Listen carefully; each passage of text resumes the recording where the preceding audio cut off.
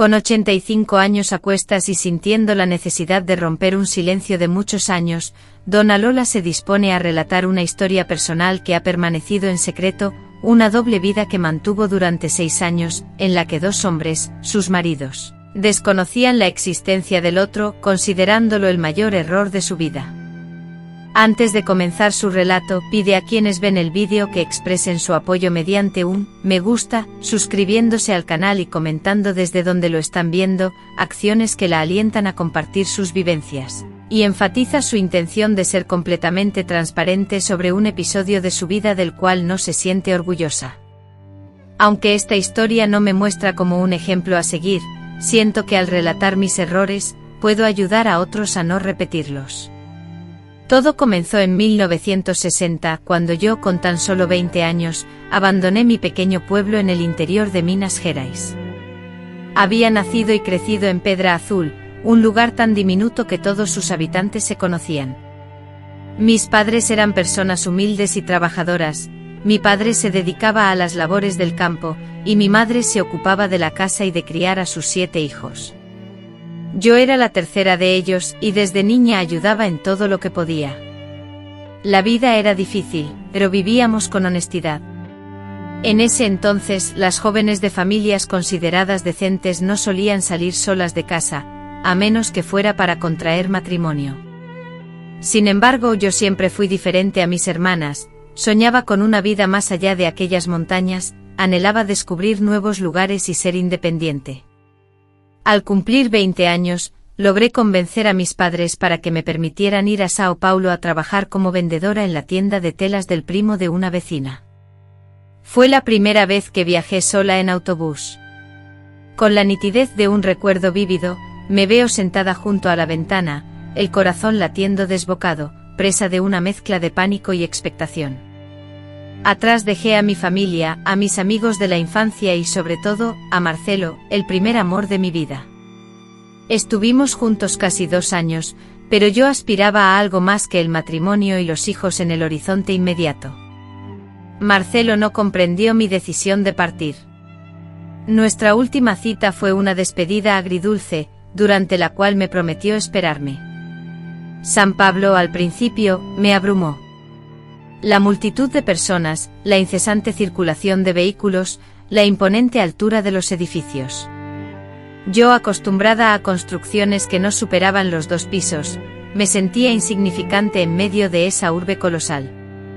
Residía en una modesta habitación en la parte posterior de la casa de una anciana portuguesa, doña Encarnación, quien ofrecía alojamiento a jóvenes provenientes del interior. Trabajaba 6 días a la semana en la tienda de telas Brillo Textil, ubicada en el bullicioso barrio de Brás. El salario era escaso, pero me permitía subsistir y enviar algo de dinero a mi madre. Fue en la tienda de telas donde conocí a Gustavo. Él era un representante comercial, encargado de vender telas importadas a tiendas ubicadas en Sao Paulo y sus alrededores. Gustavo, un hombre alto con cabello castaño oscuro y una sonrisa cautivadora, solía visitar la tienda una vez al mes. Siempre se comportaba de manera amable conmigo, mostrándome las nuevas muestras de telas antes de que se las presentara al gerente. Con el tiempo nuestras conversaciones se volvieron más extensas y personales. Durante una de sus visitas, Gustavo me invitó a tomar un café después de mi jornada laboral. Acepté a pesar de saber que Donaida no estaría de acuerdo, ya que para ella, las mujeres decentes no salían solas con hombres. Sin embargo, algo en Gustavo me transmitía confianza. En la cafetería me relató sobre sus viajes y las ciudades que había visitado, compartiendo sus sueños de emprender su propio negocio. A su vez, yo le conté sobre mi ciudad natal, y desde que realicé mi sueño de independencia, mi familia se reunía cada vez que él estaba en Río de Janeiro. 3 meses después, en un momento inesperado, Ricardo me propuso matrimonio. Me dijo con sinceridad: Laura, aunque nos conocemos desde hace poco, estoy convencido de que eres la mujer que busco. ¿Aceptarías casarte conmigo? La sorpresa me dejó sin habla. Por un lado, sentía el impulso de decir que sí, pues Ricardo me parecía un hombre sincero, trabajador y me demostraba un cariño inmenso. Por otro lado, la idea me generaba dudas. Apenas había empezado una nueva vida y casarme tan pronto me resultaba precipitado. Necesitaba tiempo para reflexionar y sobre todo para hablar con mis padres. Inmediatamente le envié un mensaje a mi madre contándole sobre la propuesta de Ricardo. Su respuesta fue concisa y directa: hija, un hombre bueno y honesto no aparece todos los días. Si él te respeta y sientes algo por él, no dejes escapar esta oportunidad. Después de 2 semanas, cuando Ricardo regresó a Río, le di mi respuesta afirmativa. Nos casamos en una ceremonia íntima y sencilla, en la pequeña capilla cercana a la casa de doña Silda. Lamentablemente ningún miembro de mi familia pudo asistir debido al elevado costo del viaje. Del lado de Ricardo, solo su hermano menor y su esposa nos acompañaron en ese día especial. Nuestros primeros días como esposos fueron sencillos. Rentamos un pequeño apartamento en Madureira, un barrio concurrido. Ricardo continuaba viajando por trabajo, ausentándose durante 2 o 3 semanas cada mes. Yo conservaba mi empleo en la papelería. Los primeros meses de casados fueron maravillosos. Ricardo era un esposo atento, afectuoso y jamás me maltrató.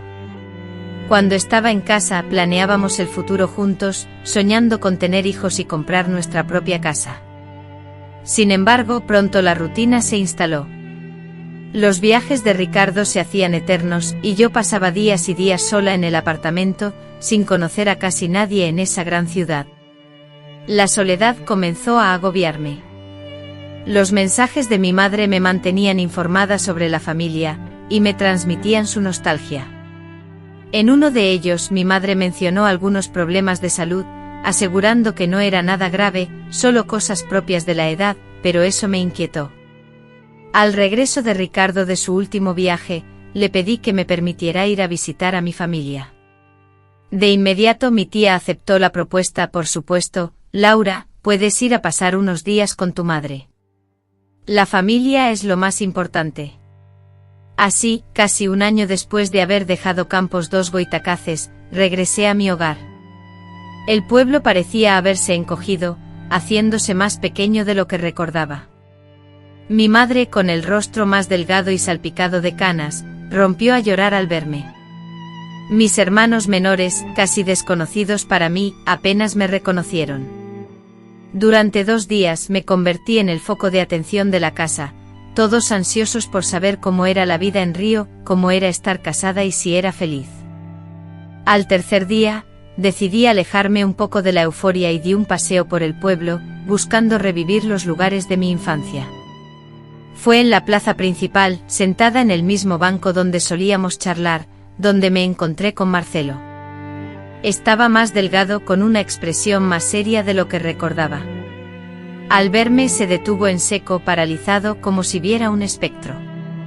«Laura, ¿eres tú?», preguntó con la voz ligeramente temblorosa. «Soy yo, Marcelo. ¿Cómo estás?». Lo que prometía ser un breve encuentro entre 2 viejos conocidos, se transformó en una larga y prolongada conversación. Marcelo me relató que aún trabajaba en el taller de su padre, un negocio que había expandido considerablemente. Luego me describió la ciudad, mencionando a las personas que conocíamos y los cambios significativos que habían acontecido desde mi partida. No hizo mención alguna de una nueva pareja, y observé que no portaba alianza matrimonial. Cuando me interrogó sobre mi vida en Río, sentí una vacilación. Por una razón que todavía me resulta difusa, no le revelé que estaba casada, simplemente le dije que trabajaba como dependienta, que vivía sola, que la vida era complicada, pero que me las ingeniaba. Quizás fue su mirada penetrante. Me observaba como si fuera la misma Ana de antes, como si el tiempo no hubiese transcurrido. Tal vez la soledad lo atormentaba en Río de Janeiro. O tal vez simplemente fue un momento de vulnerabilidad. Esa tarde recorrimos la ciudad, reviviendo los viejos tiempos. Cada rincón despertaba un recuerdo compartido. Marcelo me confesó que nunca me había olvidado y que aún conservaba la flor seca que le había obsequiado antes de marcharme.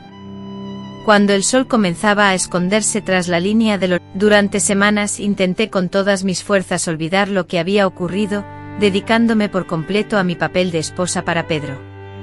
Sin embargo, las cartas de Ricardo, con su ardor y llenas de planes y anhelos, comenzaron a llegar a mi puerta. Y yo, que Dios me perdone, le respondía. Le confesaba mi añoranza, mis pensamientos constantes en él, mi deseo ferviente de volver a sus brazos tan pronto como fuera posible. A la vez, frente a Pedro, mantenía una fachada de normalidad, fingiendo ser la misma Ana de siempre. 2 meses después, la salud de mi abuela se debilitó. Utilicé este pretexto para regresar a Diamantina. Pedro, siempre atento y comprensivo, no solo aprobó mi viaje, sino que insistió en que me quedara todo el tiempo necesario. La familia es lo primero, Ana.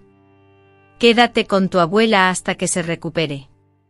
Te enviaré dinero. En esa segunda visita a mi ciudad natal, la relación con Ricardo se intensificó. Comenzamos a pasar cada vez más tiempo juntos. Me llevaba a conocer la finca de café donde trabajaba, un lugar donde el aroma embriagador de los granos tostados impregnaba el aire. Él me presentaba a sus amigos como su novia que había regresado de la capital, y yo, en vez de corregirlo, sonreía y aceptaba ese rol. La situación se tornó más compleja cuando, después de unas semanas, Ricardo sugirió que nos comprometiéramos, aunque no fue una propuesta formal de matrimonio, ya que él sabía que yo aún tenía asuntos pendientes en Río. A pesar de esto, me regaló un anillo, una sencilla alianza de plata con una piedra verde, diciendo mientras me lo ponía en el dedo, para que te acuerdes de mí y de la promesa que nos estamos haciendo. Acepté el anillo y le prometí que regresaría definitivamente tan pronto como me fuera posible. Para justificar mi tardanza inventé una elaborada historia. Decía que trabajaba para una familia influyente en Río, que no me permitía marcharme fácilmente, que necesitaba avisar con mucha anticipación y que debía ahorrar un poco más antes de poder regresar para quedarme definitivamente. Después de casi un mes de ausencia en Minas Gerais, al regresar a Río de Janeiro, guardé con sumo cuidado el anillo de Ricardo en un relicario, ocultándolo en el rincón más profundo de mi armario. Solo me puse mi alianza de matrimonio. Pedro me dio la bienvenida con afecto, preguntando por mi abuela y por la familia, y yo, en ese momento, mentí. Mentí sobre todo. Esa noche, mientras yacía junto a mi esposo, quien dormía profundamente, me di cuenta de que había iniciado algo que me exponía a una encrucijada cruel y despiadada: confesar la verdad a ambos hombres y enfrentar la destrucción que esto causaría, o perpetuar la mentira, viviendo en 2 mundos diferentes, impulsada por el miedo, el egoísmo y la incapacidad de soportar el dolor que mi confesión provocaría. Opté por el camino de la falsedad, y así comenzó mi doble vida. En Belo Horizonte era Ana Clara, la atenta esposa de Ricardo. En el Cerro era simplemente Ana, la joven que había vuelto de la capital para reavivar la pasión con su amor de la infancia, Mateus. Él nunca me preguntaba por mis largas ausencias, creyendo que necesitaba mantener mi trabajo en la capital y que estaba ahorrando dinero para regresar a casa de forma permanente. Para sostener esta complicada situación, organicé todo meticulosamente. Los frecuentes viajes de Ricardo por motivos laborales me daban la oportunidad de ir a Cerro. Para justificar mis idas allí, le decía a Ricardo que visitaba a mi tía enferma. A Mateus y a mi familia les hacía creer que trabajaba para una familia adinerada en Belo Horizonte, quienes casi nunca me permitían tomarme días libres. Un calendario secreto fuera de la vista de curiosos marcaba las fechas de los viajes de Ricardo, lo que me permitía organizar mis escapadas a Cerro. En la capital, las cartas de Mateus se guardaban en una caja oculta en el fondo del armario. En Cerro nunca mencionaba a Ricardo. El anillo de matrimonio, que me había dado Ricardo, me lo quitaba con cuidado antes de salir de la ciudad, y lo guardaba de forma segura en mi bolso.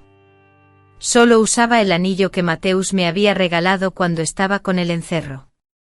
En aquel tiempo las comunicaciones eran limitadas y poco eficientes, con llamadas telefónicas interurbanas costosas y difíciles de realizar. Las noticias se difundían con lentitud, y la gente de mi ciudad, rara vez viajaba a Belo Horizonte y cuando lo hacían, no se movían en los mismos círculos sociales que yo.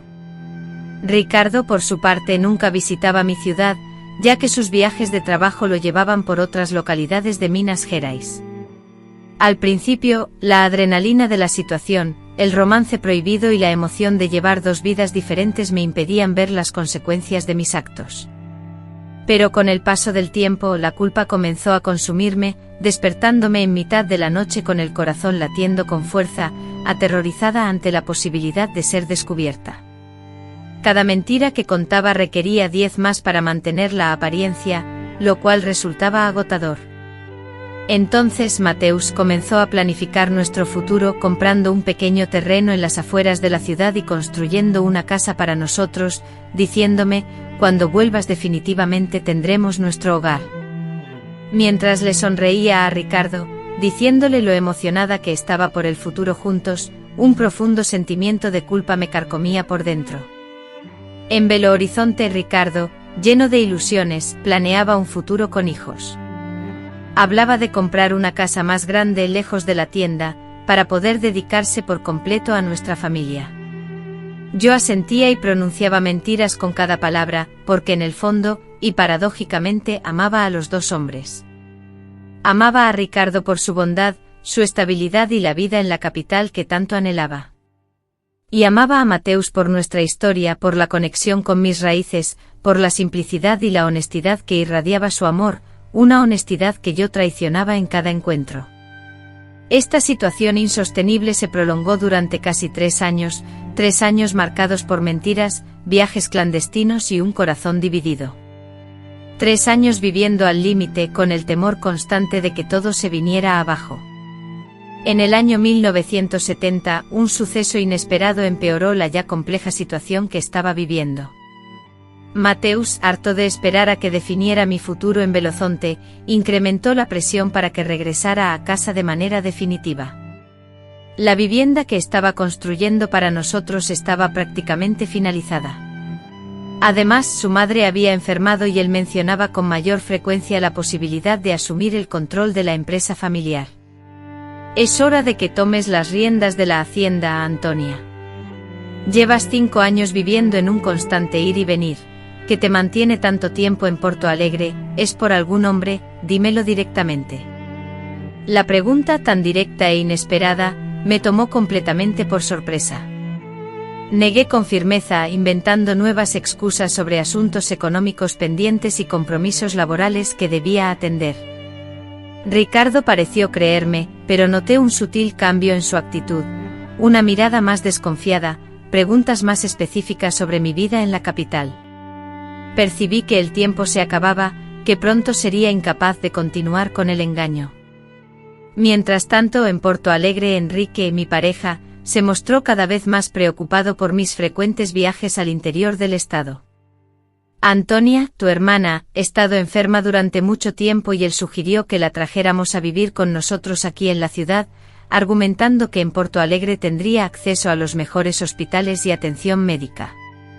La idea me aterrorizó. Como iba a explicar que eso era completamente imposible, entonces, recurrí a nuevas excusas, le dije que mi hermana se negaba a abandonar la finca donde había vivido toda su vida, que los médicos habían advertido que el cambio podría empeorar su salud, y que mis sobrinos requerían mi constante apoyo y ayuda. Enrique, siempre observador, aceptó mis explicaciones, pero noté en sus ojos una sutil alteración, como si una semilla de duda hubiera germinado en su interior. Fue en ese periodo que comencé a sufrir pesadillas recurrentes. En mis sueños me encontraba en una encrucijada, con Enrique a un lado y Ricardo, mi otro gran secreto, al otro, ambos llamándome, ambos descubriendo la verdad, ambos mostrándome su desprecio. Me despertaba empapada en sudor frío con el corazón latiendo desbocado en mi pecho, convencida de que este estado de angustia constante no podía prolongarse. Sin embargo, ¿cómo romper este círculo vicioso? ¿Cómo decidir entre los dos hombres que amaba sin destrozar la vida de uno de ellos? ¿Cómo encarar las consecuencias de tantos años de engaños y secretos? No hallaba solución. Y así, impulsada por el miedo, la cobardía y la pura costumbre, continué transitando por el sendero autodestructivo. En 2018 mi hermana enfermó gravemente, ya no era una mera excusa, sino la cruda realidad. No, Enrique, la casa es demasiado pequeña, no está preparada para recibir invitados y tú tienes tus compromisos de trabajo, no puedes simplemente posponerlos. Mejor ve a concentrarte en tus proyectos. Yo estaré bien, dudé aunque supe que mi respuesta lo había herido, pero finalmente asintió. Está bien, Antonia, pero prométeme que me llamarás si necesitas algo. Puedo tomar el primer vuelo en cualquier momento. Con el corazón oprimido, no solo por la enfermedad de mi hermana, sino también por la angustia de saber que mi entramado de mentiras se estaba volviendo inmanejable, me dirigí a la finca. Algo tenía que cambiar, y pronto. Al llegar, me dirigí directamente al hospital donde mi hermana estaba internada. El edificio era modesto, más parecido a un centro de salud que a un hospital de verdad. Mi hermana se encontraba en una habitación compartida con otras 2 pacientes. La vi más delgada y débil que nunca, conectada a tubos y con una palidez que me asustó. Mis sobrinos ya estaban allí. El hijo más joven, lleno de alegría, corrió a abrazarme en cuanto me vio llegar. El resto de mis hermanos, aunque con una actitud más contenida, parecieron aliviados y relajados ante mi presencia. Al entrar en la habitación, solo mi hermano mayor, Ricardo, se mantuvo distante con una mirada que no logré descifrar. Me acerqué a la cama de mi padre y tomé su mano. En ese momento mi padre abrió los ojos, me reconoció y se esforzó por formar una sonrisa débil y temblorosa. Con una voz apenas audible preguntó: «Renata, ¿has venido?». Respondí inmediatamente: «Sí, papá, estoy aquí». Justo en ese instante sentí una mano cálida posarse en mi hombro.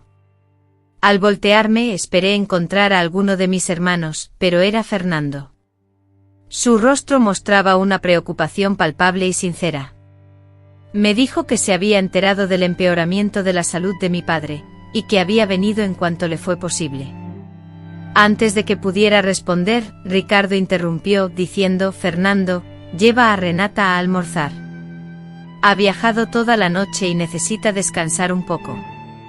Nosotros nos quedaremos con tu padre». Fernando me condujo al restaurante del hospital.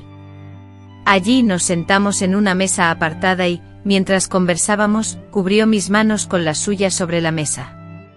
«Renata, lamento profundamente lo de tu padre. Sé cuánto lo quieres y lo importante que es para ti». Asentí con la cabeza, sintiendo las lágrimas inundarme los ojos. Lloraba por mi padre, por su estado de salud, pero también por la angustiosa situación en la que me había involucrado. Por un breve instante consideré confesarle toda la verdad a Fernando, poner fin a esta farsa, afrontar las consecuencias de mis acciones.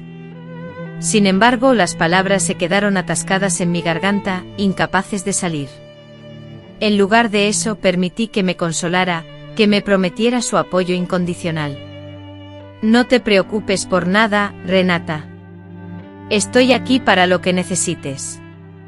Cuando tu padre se recupere, le mostraremos nuestro apartamento.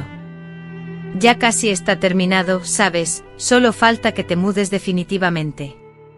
Durante los días siguientes dividí mi tiempo entre el hospital, donde estaba mi padre, y la casa familiar. Fernando, fiel a su promesa, aparecía cada día, trayendo comida, ofreciendo su ayuda y conversando con mis hermanos como si fuera uno más de la familia, y para ellos, de alguna manera, ya lo era. En Villavela, todos nos percibían como una pareja a punto de casarse, solo esperando la fecha para formalizar nuestra unión. La situación se volvió crítica cuando, al 5.º día de mi visita, recibí un correo de Gustavo que decía: «Llegaré mañana. Me he tomado unos días libres en el trabajo. Quiero estar contigo en estos momentos difíciles. Con amor, Gustavo». El pánico me atenazó. Gustavo venía a Villavela. ¿Cómo evitar que se cruzara con Fernando? ¿Cómo explicar a mi familia quién era este hombre que se presentaría como mi esposo? ¿Cómo impedir que mi cuidadosamente construida fachada se desmoronara por completo? Pasé la noche sin dormir, desesperada por encontrar una solución. Consideré responder al correo pidiéndole que no viniera, o incluso ir a buscarlo a la estación de autobuses y alejarlo de la ciudad antes de que conociera a alguien de mi familia. Hasta pensé en huir, en desaparecer antes de que todo se descubriera, pero en mi interior sabía que el momento de la verdad había llegado. Después de 7 años de engaños, las consecuencias estaban a punto de manifestarse, y el costo sería mucho mayor de lo que jamás había anticipado. En esa noche, sentada en el balcón del apartamento, observando las luces de la ciudad que centelleaban sobre Vila Bella, sentí una opresión inmensa sobre mis hombros. No solo había malogrado mi propia existencia, sino que también estaba a punto de arruinar la vida de 2 hombres buenos, cuyo único error fue amar a una mujer indigna de su afecto. Aquella mañana de 2024, me desperté antes de que el sol asomara por el horizonte. En realidad, casi no había dormido en absoluto. La noticia de la inminente llegada de Gustavo a Vila Bella me había sumido en un estado de pánico absoluto. Pasé horas tendida en la cama, mirando fijamente el techo de mi habitación de invitados, esforzándome por hallar una solución a la situación insostenible que yo misma había provocado. Cada plan que concebía parecía más desesperado que el anterior. Me levanté sigilosamente, procurando no despertar a mi hermana que dormía en la habitación contigua. En la cocina, preparé un café fuerte y me senté a la mesa. En la misma cafetería, la misma donde años atrás compartí incontables desayunos con mi padre, mi mente, en lugar de saborear el café, se perdía en pensamientos sobre mi hermana Sofía, quien, inconsciente en el hospital, desconocía por completo la crisis que se cernía sobre nuestra familia. Sentí, quizás con un dejo de alivio, que era una bendición que ella no pudiera ser testigo de la desgracia que su hija mayor estaba a punto de desatar sobre nosotros. Decidí con urgencia que debía encontrar a Ricardo en la estación de trenes antes de que llegara a la casa familiar o al hospital. Si conseguía interceptarlo, tal vez podría persuadirlo para que regresara a Curitiba. Tendría que inventar una historia, cualquier excusa creíble, como una repentina mejoría en la salud de Sofía, cualquier cosa que me permitiera ganar tiempo y retrasar lo inevitable. El tren proveniente de Curitiba llegaría a las 10 en punto. A las 9:30, dejé la casa, simulando ante mi hermano Marcos que me dirigía al hospital para visitar a Sofía. Con pasos rápidos y decididos me dirigí a la estación, un edificio antiguo e imponente ubicado en el corazón de la ciudad. Con el corazón martillando con fuerza en mi pecho, me senté en el frío banco de hierro, temiendo que los demás pudieran escuchar los golpes desesperados.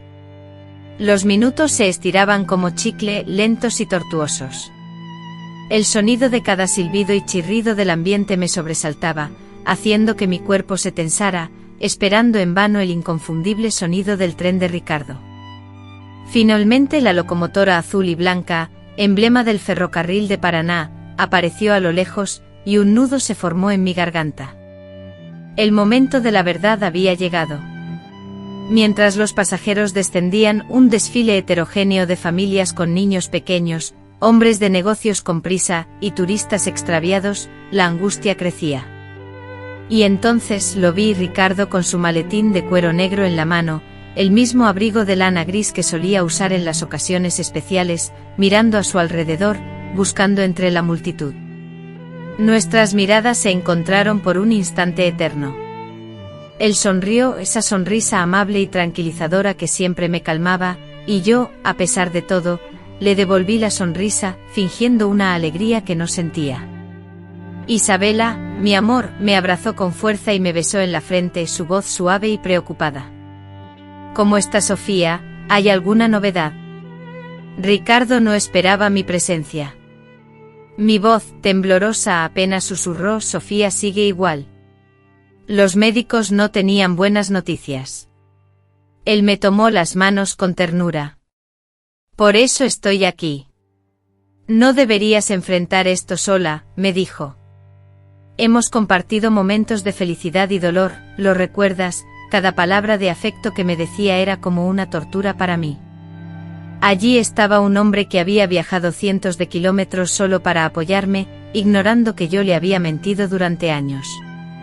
Tomemos un café antes de ir al hospital, propuse con desesperación, intentando ganar tiempo para idear una salida.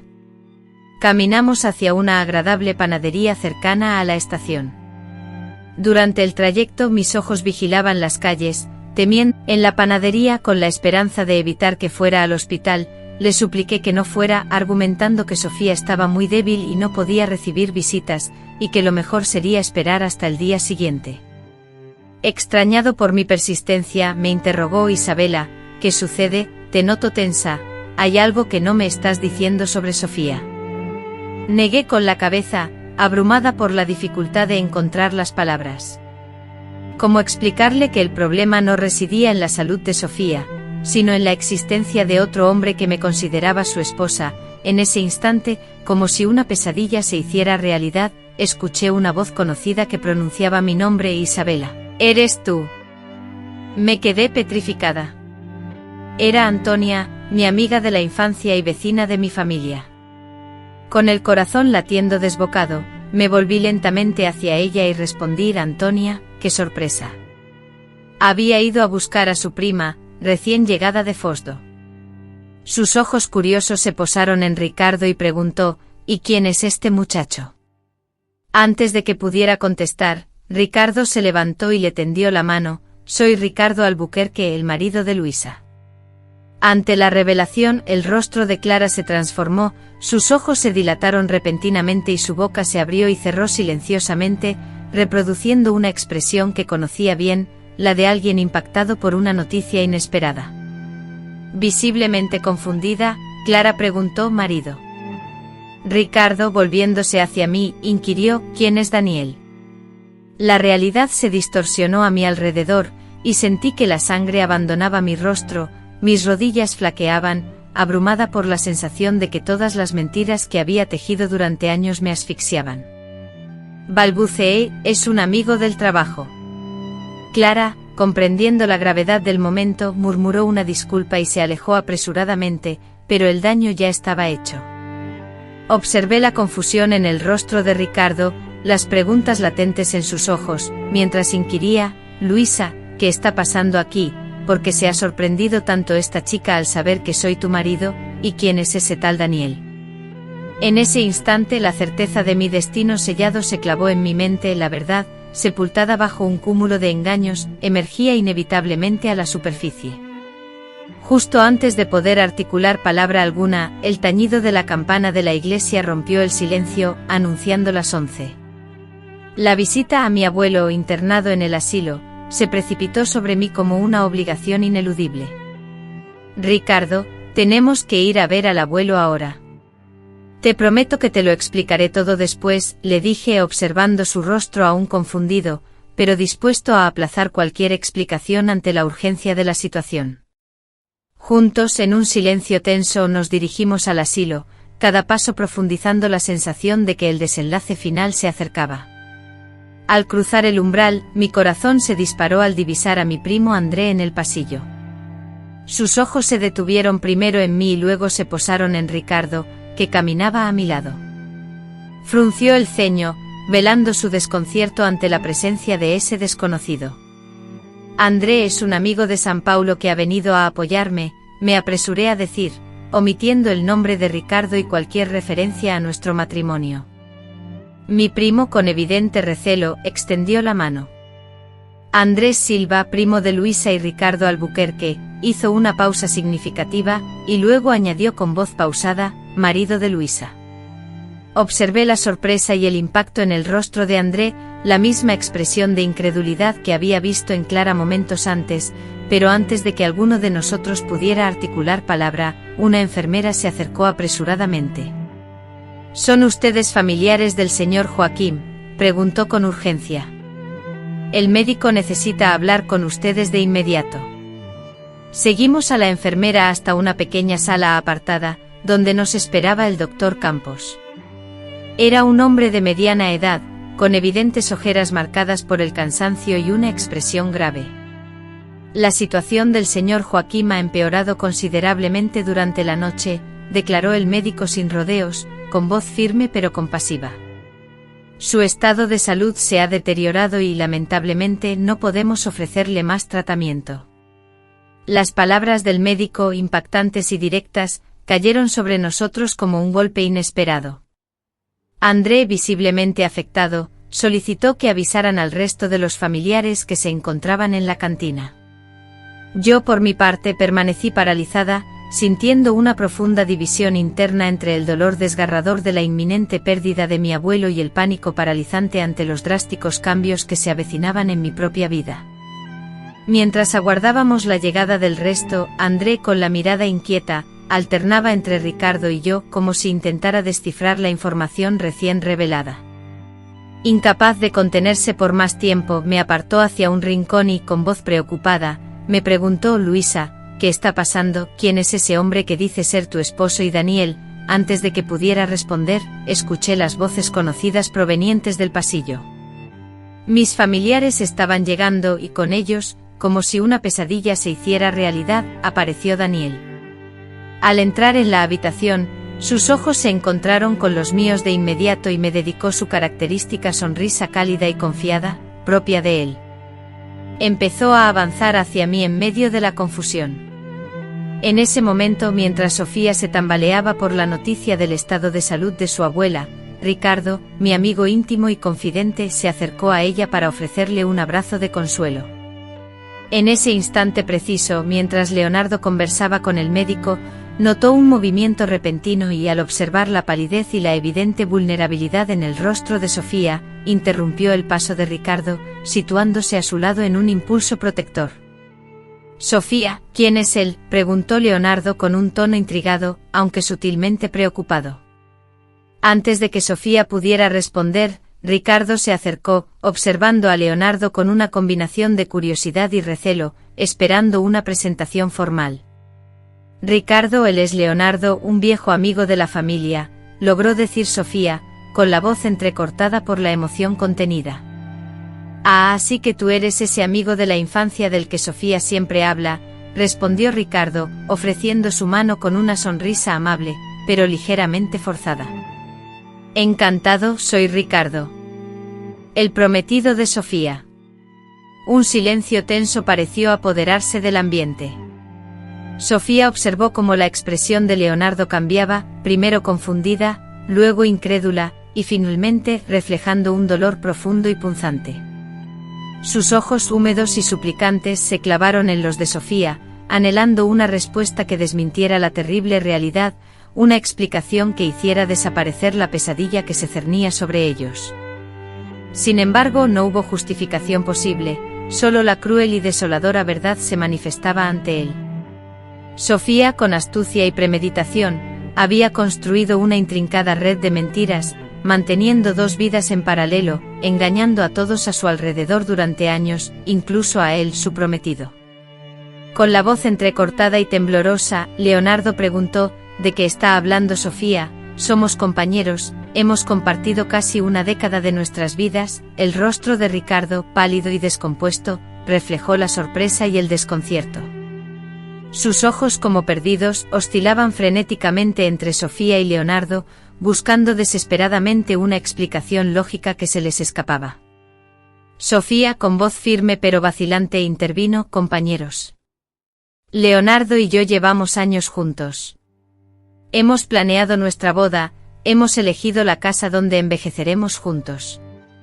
Tengo los mensajes que nos hemos intercambiado, los planes que hemos hecho», afirmó, mientras su voz se desvanecía en un murmullo de incredulidad. Un silencio sepulcral, cargado de tensión, inundó la habitación, roto únicamente por el constante tic-tac del reloj de la pared. Todas las miradas, expectantes y acusadoras, se dirigieron entonces hacia Sofía, esperando una respuesta.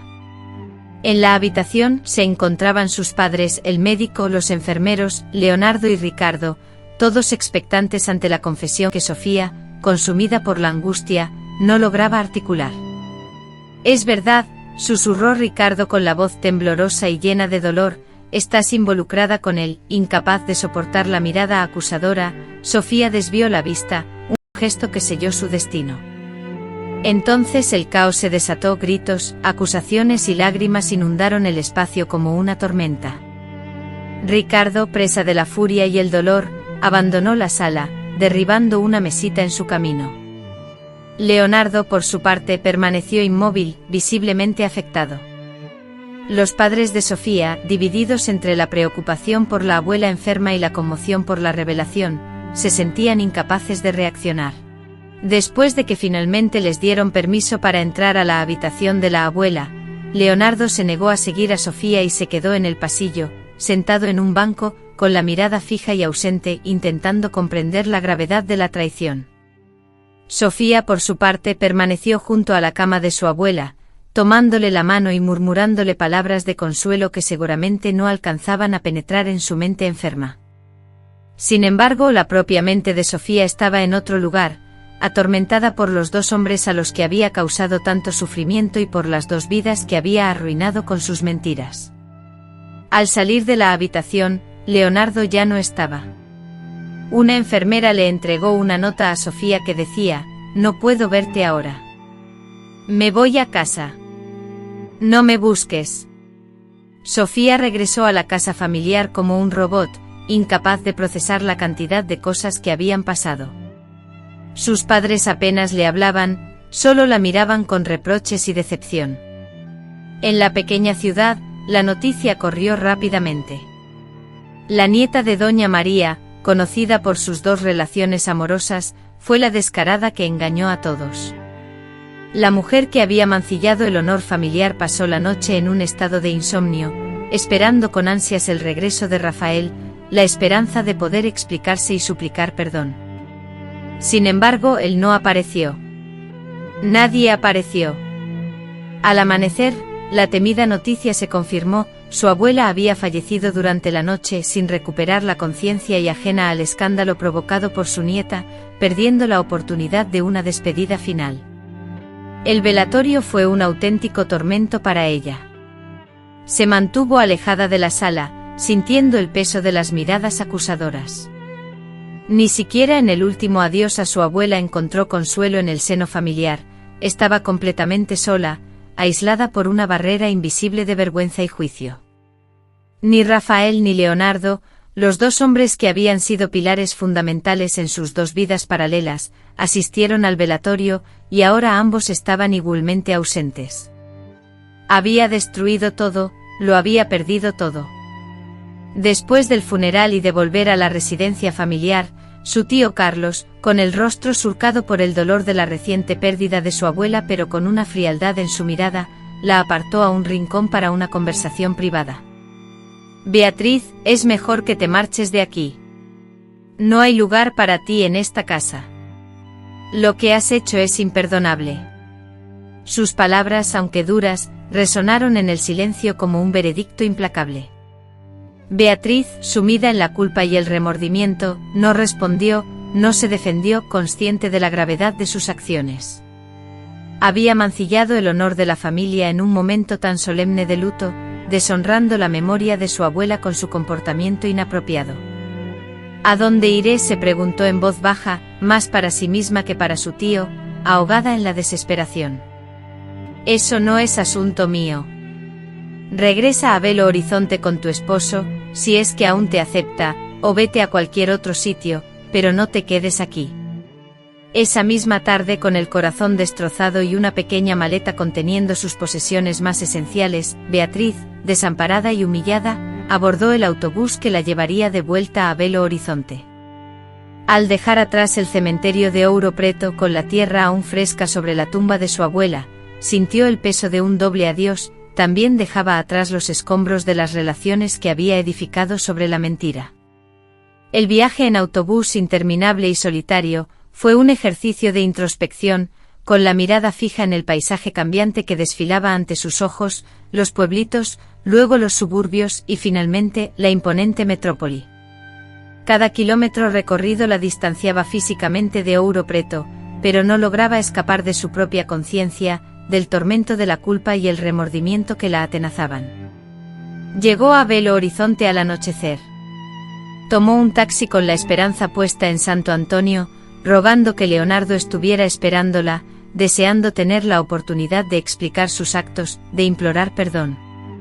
Sin embargo, al llegar a su apartamento, descubrió que la cerradura había sido cambiada. Sus pertenencias estaban amontonadas en cajas en la portería. El portero, esquivando su mirada, le entregó un sobre con una suma de dinero y una breve nota que le asestó un golpe certero: «Esto es todo lo que recibirás de mí. No me busques más». A sus 28 años se encontraba sola, sin un hogar, sin parientes a quienes recurrir, sin esposo ni pareja sentimental. Todo lo que había edificado en su existencia, las conexiones, los proyectos, las promesas, se había desmoronado debido a sus propias mentiras y engaños. Esa noche la pasó en un hotel de mala muerte cercano a la terminal de autobuses, sentada sobre el colchón rígido, observando el techo con la pintura desprendida. Lloró hasta que la sequedad le impidió derramar más lágrimas. Lloró por su abuela, que había fallecido sin que ella pudiera darle un último adiós. Lloró por Leonardo y Rafael, los dos hombres honestos a quienes había lastimado profundamente. Lloró por su familia, por la humillación que les había causado a todos, y finalmente lloró por sí misma, por la mujer extraviada en la que se había transformado. Al amanecer, con los ojos inflamados y el espíritu destrozado, se encaminó hacia la agencia de viajes donde laboraba. Tal vez podría mantener su empleo, recomenzar de alguna manera, encontrar un nuevo sitio donde residir. Al cruzar el umbral de la oficina, la actitud de mis colegas fue suficiente. Sus miradas, llenas de miramientos y evasivas, eran una clara señal: los chismes, cual reguero de pólvora, me habían precedido. Momentos después, la directora, Elena, una amiga de larga data, me solicitó en privado. Con voz suave pero firme me comunicó que mi puesto ya no era requerido. No hizo falta preguntar la razón, la atmósfera lo decía todo. En un lapso inferior a una semana, había sufrido pérdidas demoledoras: el fallecimiento de mi padre, la ruptura con mis dos amigos más cercanos, el deterioro de mi reputación y ahora, mi empleo. Todo producto de mis impulsos, de mi orgullo desmedido y de mi obstinación. Abandoné el edificio con mi bolso colgado al hombro, sintiendo el peso de la desilusión sobre mis hombros. Sin rumbo fijo me perdí entre la multitud de las calles de Copacabana, una figura anónima en medio de la muchedumbre, pero con la sensación de ser la persona más solitaria del mundo. En ese instante creí que mi existencia había llegado a su fin. El horizonte se presentaba sombrío, teñido de remordimientos, vergüenza y arrepentimiento. En aquella soleada tarde del año 2023, tras ser cesada de la agencia donde laboraba, me vi sola y desamparada en las calles de la zona sur. Con el dinero que la directora le había entregado en un sobre, unas pocas prendas en una mochila vieja y la invisible carga de la mancha, no tenía nada más. Desamparado y sin nadie a quien acudir, deambulaba sin rumbo por las calles bulliciosas, observando a la gente apresurada, cada uno con un destino claro y definido, a diferencia de él. La noche se acercaba y la necesidad de un lugar para dormir se hacía apremiante. Finalmente encontró refugio en un albergue de Lapa, un lugar modesto frecuentado por mochileros y artistas callejeros. ¿Cuánto tiempo piensas quedarte?, le preguntó el recepcionista, un joven barbudo con un piercing en la nariz. No lo sé, quizás una semana, hasta que me organice, respondió. Pagó por adelantado las 7 noches y se instaló en una habitación compartida al final del pasillo. La habitación contenía únicamente una litera, un armario metálico y un espejo roto. La ventana empolvada ofrecía una vista limitada a la fachada del edificio de enfrente. Sentada en el precario borde de la cama improvisada, un simple colchón en una habitación desconocida, me sumergí en un análisis exhaustivo de mi precaria situación actual. Contaba con una suma limitada de dinero, apenas suficiente para subsistir durante unas pocas semanas, quizás un mes si aplicaba la austeridad más extrema. Después, la búsqueda de un nuevo empleo se convertiría en una necesidad apremiante. La idea de regresar a la casa de mi abuela, o de solicitar ayuda a la directora, quedaba descartada de plano. Estaba sola, absolutamente sola, enfrentando esta realidad por primera vez en mi vida. La inmensidad de mi problemática me abrumó, golpeándome como un violento tsunami. Las lágrimas fluyeron incesantemente, ahogando mis sollozos contra la almohada. Lloré la pérdida de mi padre, la desilusión causada a mis amigos, la decepción que había provocado en mi abuela. Pero, sobre todo, lloré por la persona en la que me había convertido, alguien capaz de tomar decisiones imprudentes, de lastimar a aquellos que me amaban y de dilapidar todo lo que había construido. Nunca permitiría que el orgullo me nublara el juicio, ni volvería a lastimar a aquellos que me demostraban afecto. Si lograba rehacer mi vida, lo haría cimentándola en la responsabilidad y la empatía. Al día siguiente inicié mi búsqueda de empleo. Río de Janeiro en 2023, bulliciosa y llena de oportunidades, se presentaba ante mí. Sin embargo, para una joven sin experiencia laboral, sin recomendaciones profesionales y sin una red de contactos sólida, las puertas se cerraban sistemáticamente. Me preguntaban por mi experiencia. Había trabajado como asistente administrativa en una agencia de publicidad. Luego, sobre mis referencias, lamentablemente no contaba con ninguna en ese momento. Y así, cada entrevista concluía de manera similar. Después de una semana de búsquedas frustrantes, mi dinero comenzó a escasear y el tiempo límite en el albergue se acercaba. Fue entonces un domingo, sentada en un banco de la Praca 15, cuando observé a una anciana luchando por cargar unas pesadas bolsas del supermercado. De forma instintiva, me levanté para ofrecerle mi ayuda. «Muchas gracias, querida», me dijo ella. A sus 80 y tantos años, doña Eunice, con unas piernas que ya no respondían como antes y unos brazos menos fuertes, vivía sola en una vieja casa adosada en el apacible barrio de Lapa. En el breve paseo desde la parada del autobús hasta su hogar, entablamos una amigable conversación, donde me relató sobre sus nietos que residían en Curitiba, la dificultad que suponía mantener la gran casa sin ayuda y la nostalgia que sentía por conversaciones estimulantes. Al llegar a la puerta de su casa, me invitó a pasar a tomar un té.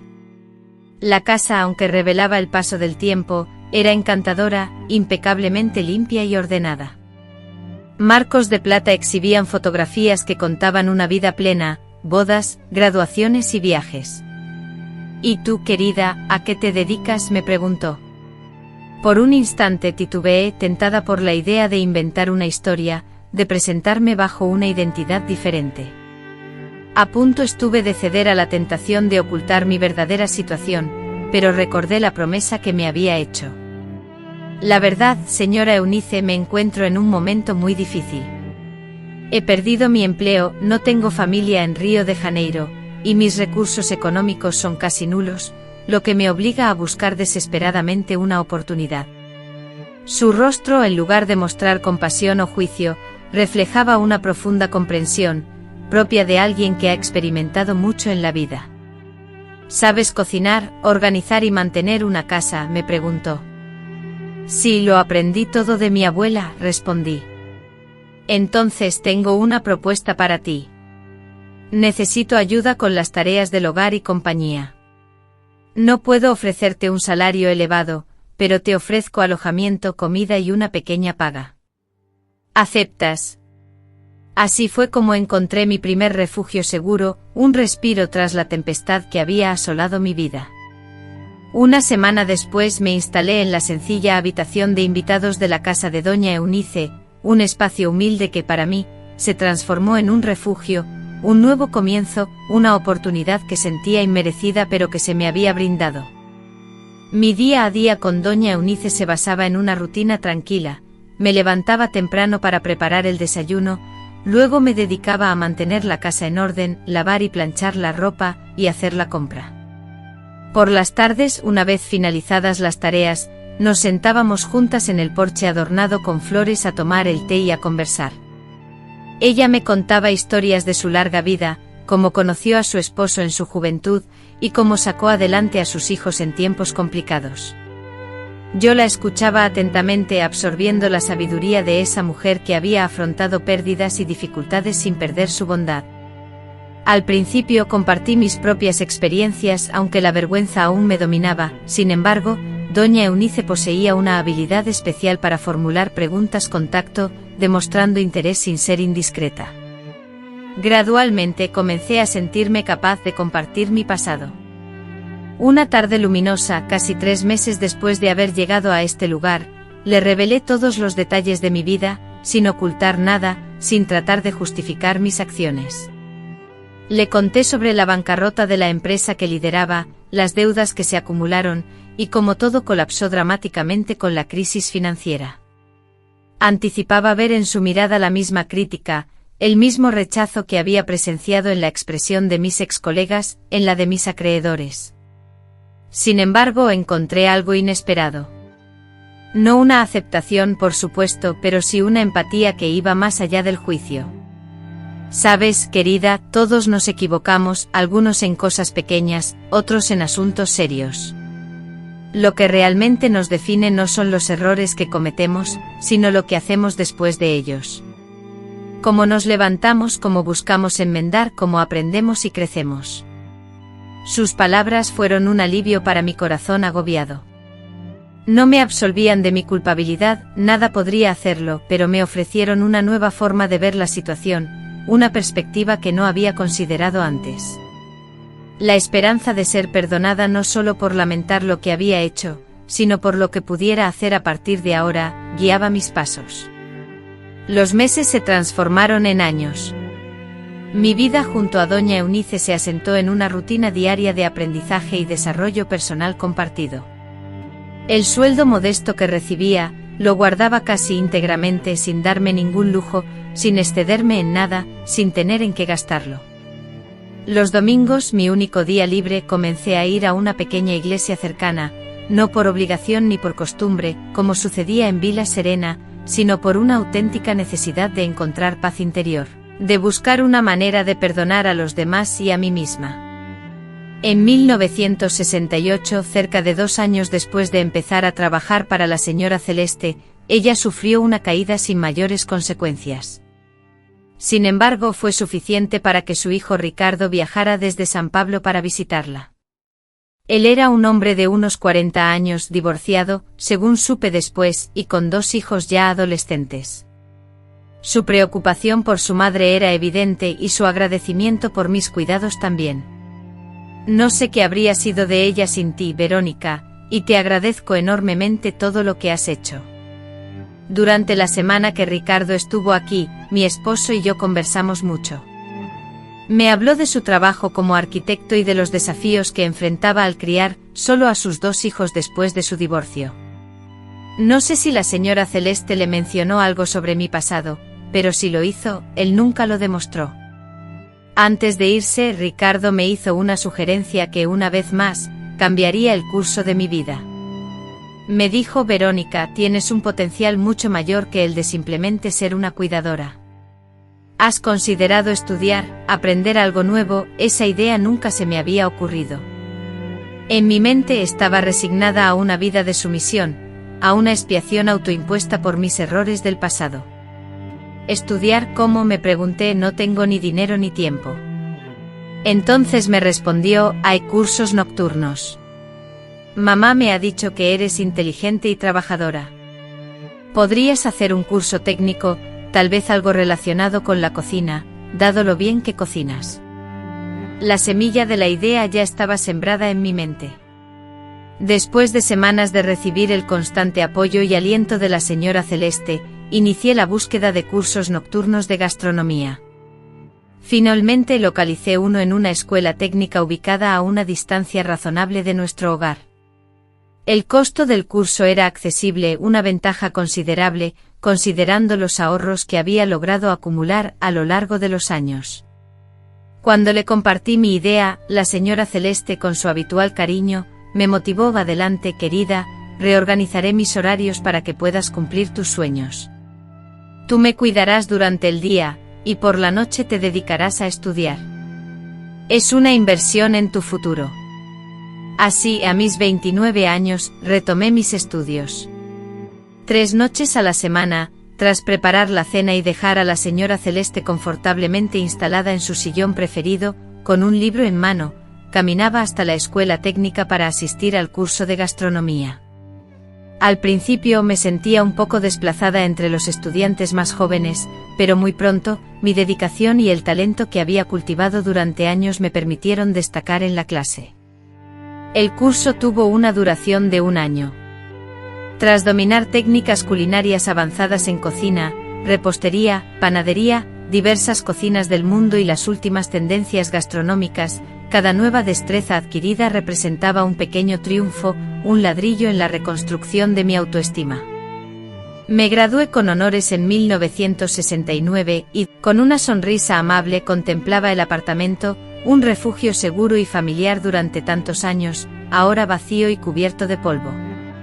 Pensó que sería mejor darle un nuevo propósito. A los 32 años, comenzó su pequeño taller de bordado. Al principio, solo ofrecía servicios de dobladillos y pequeñas reparaciones a los vecinos del edificio y de la zona. La señora Celeste, con su numeroso grupo de amigas de la iglesia, se convirtió en su principal impulsora. Gradualmente la clientela aumentó y empezó a aceptar encargos, creando blusas, pañuelos y delicados manteles. En 1988, casi 5 años después del trauma que había devastado su vida, sintió que finalmente estaba reconstruyéndose. Ya no era solo la compañía de la señora Celeste, aunque continuaba cuidándola a ella y a la casa con el mismo esmero. También era una artesana, una mujer con talento reconocido, dueña de un pequeño negocio en crecimiento. En aquellos días la imagen de mi familia, a la que había abandonado, se apoderaba de mis pensamientos. La tristeza y la culpa, aunque aún presentes, ya no me atormentaban con la misma intensidad.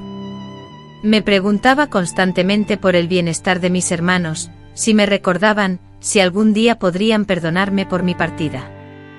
Una noche de primavera, en mi humilde taller, sentada frente a la pequeña mesa, me decidí a escribir la primera carta a mi hogar desde que, con vergüenza, había dejado Vila Serena.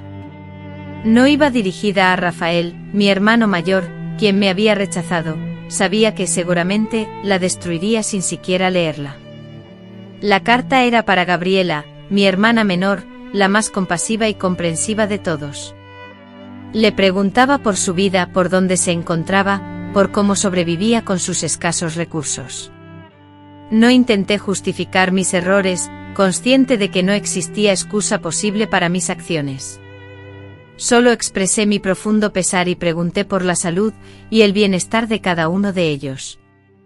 Después de 4 largas semanas, no recibí respuesta alguna. Concluí, resignada, que la herida aún estaba fresca, el resentimiento demasiado arraigado. Acepté esa realidad con una resignación que estaba empezando a desarrollar. Algunas heridas, una vez abiertas, parecían destinadas a no sanar jamás.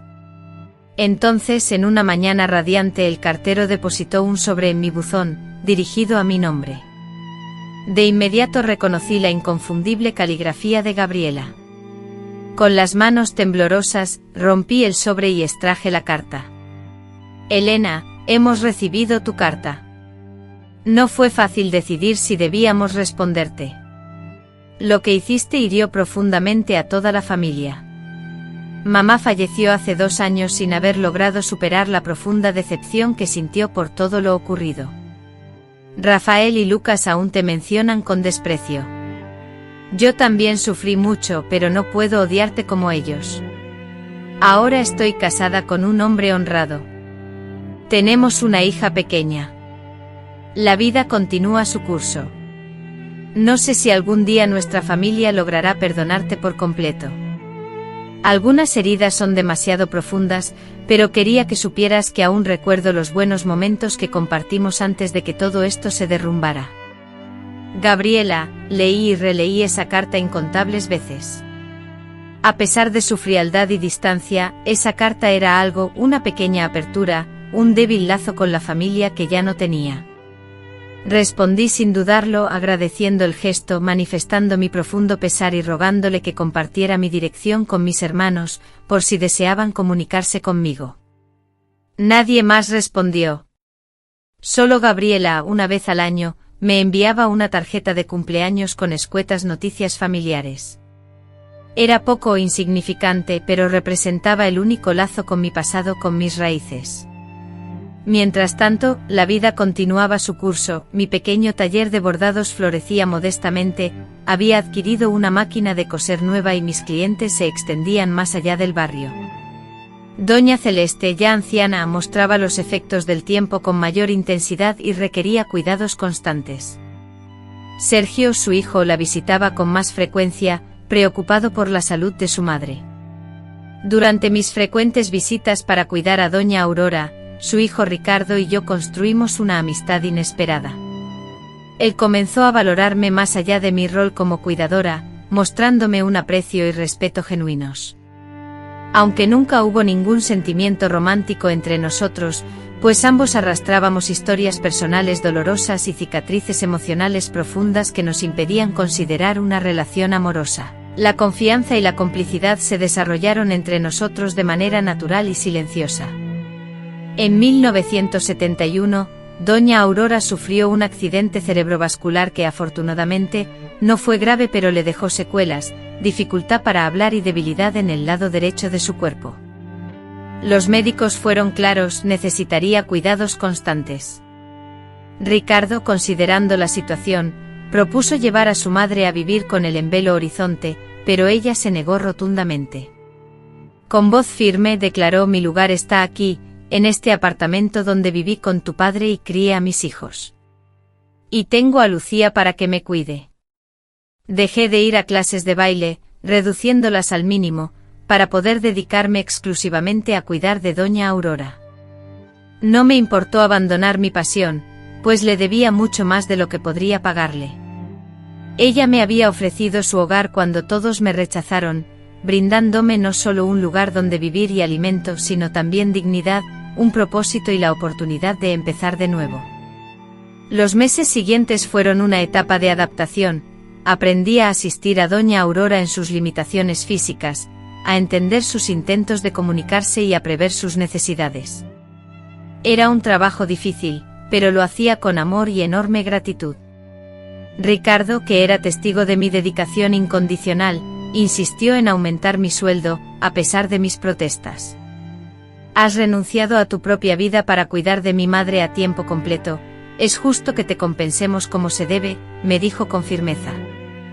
Fue un periodo de profunda reflexión para mí. Cuidar a la anciana dependiente y delicada, doña Aurora, me llevó a una profunda reflexión sobre el verdadero significado del amor, un amor muy diferente al apasionado y egocéntrico que había buscado en mi juventud. Ahora el amor lo entendía como servicio desinteresado, como entrega total, como abnegación.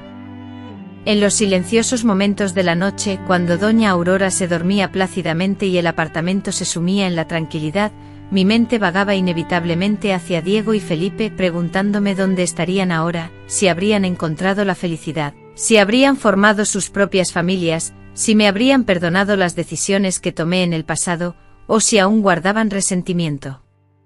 No podía responder a esas preguntas, y la verdad era que dudaba que alguna vez pudiera hacerlo.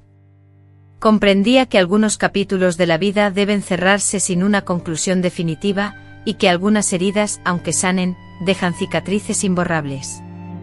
Lo que sí sabía con certeza era que ya no era la misma persona que había construido su existencia sobre la base de la mentira. A los 31 años, después de 5 años dedicados a una lenta y meticulosa transformación personal, había comprendido profundamente el significado de la verdad, la honestidad y la integridad. Había descubierto que la verdadera salvación no reside en gestos espectaculares ni en actos heroicos, sino en la persistencia con la que uno se enfrenta a las pequeñas decisiones cotidianas, en la dedicación continua a construir una vida más noble y valiosa. El camino recorrido había estado sembrado de dolor, marcado por pérdidas que resultaban irreparables, pero a pesar de ello, sentía que estaba avanzando en la dirección correcta, que cada nuevo amanecer representaba una nueva oportunidad para superarse, para ser una mejor versión de sí mismo, y para intentar, aunque fuera mínimamente, reparar el daño que había infligido al mundo. En ese momento, sin embargo, ignoraba que la vida aún le deparaba numerosas sorpresas, encuentros fortuitos y oportunidades de redención que sobrepasaban su imaginación. No obstante, esa parte de la historia, queridos amigos, deberá esperar, pues es la materia de la continuación de mi relato. A finales de 1971, la salud de doña Aurora, ya de por sí frágil, comenzó a experimentar un rápido deterioro. Los médicos, con sus vagas explicaciones, achacaban el deterioro a la vejez y al curso natural de la vida, como si el cuerpo simplemente se rindiera. Yo por mi parte dedicaba cada instante a cuidarla, observando cómo esa mujer excepcional, que me había tendido una mano en mis peores momentos, se consumía lentamente ante mis ojos. Ricardo, que vivía en Belo Horizonte, nos visitaba cada 15. Cuando llegué aquí me sentía completamente desorientada y sin rumbo. Doña Celeste, con su generosidad, me ofreció mucho más que un simple empleo, me brindó la oportunidad de reconstruir mi vida desde cero. Ricardo, con una sonrisa amable que recordaba a la de su abuela, me miró. A pesar de todo, quiero que sepas, Clara, que valoro profundamente tu dedicación y esfuerzo, y también quiero que entiendas que cuando bailaste con la voz quebrada, en el momento que llegue, no te quedarás sola.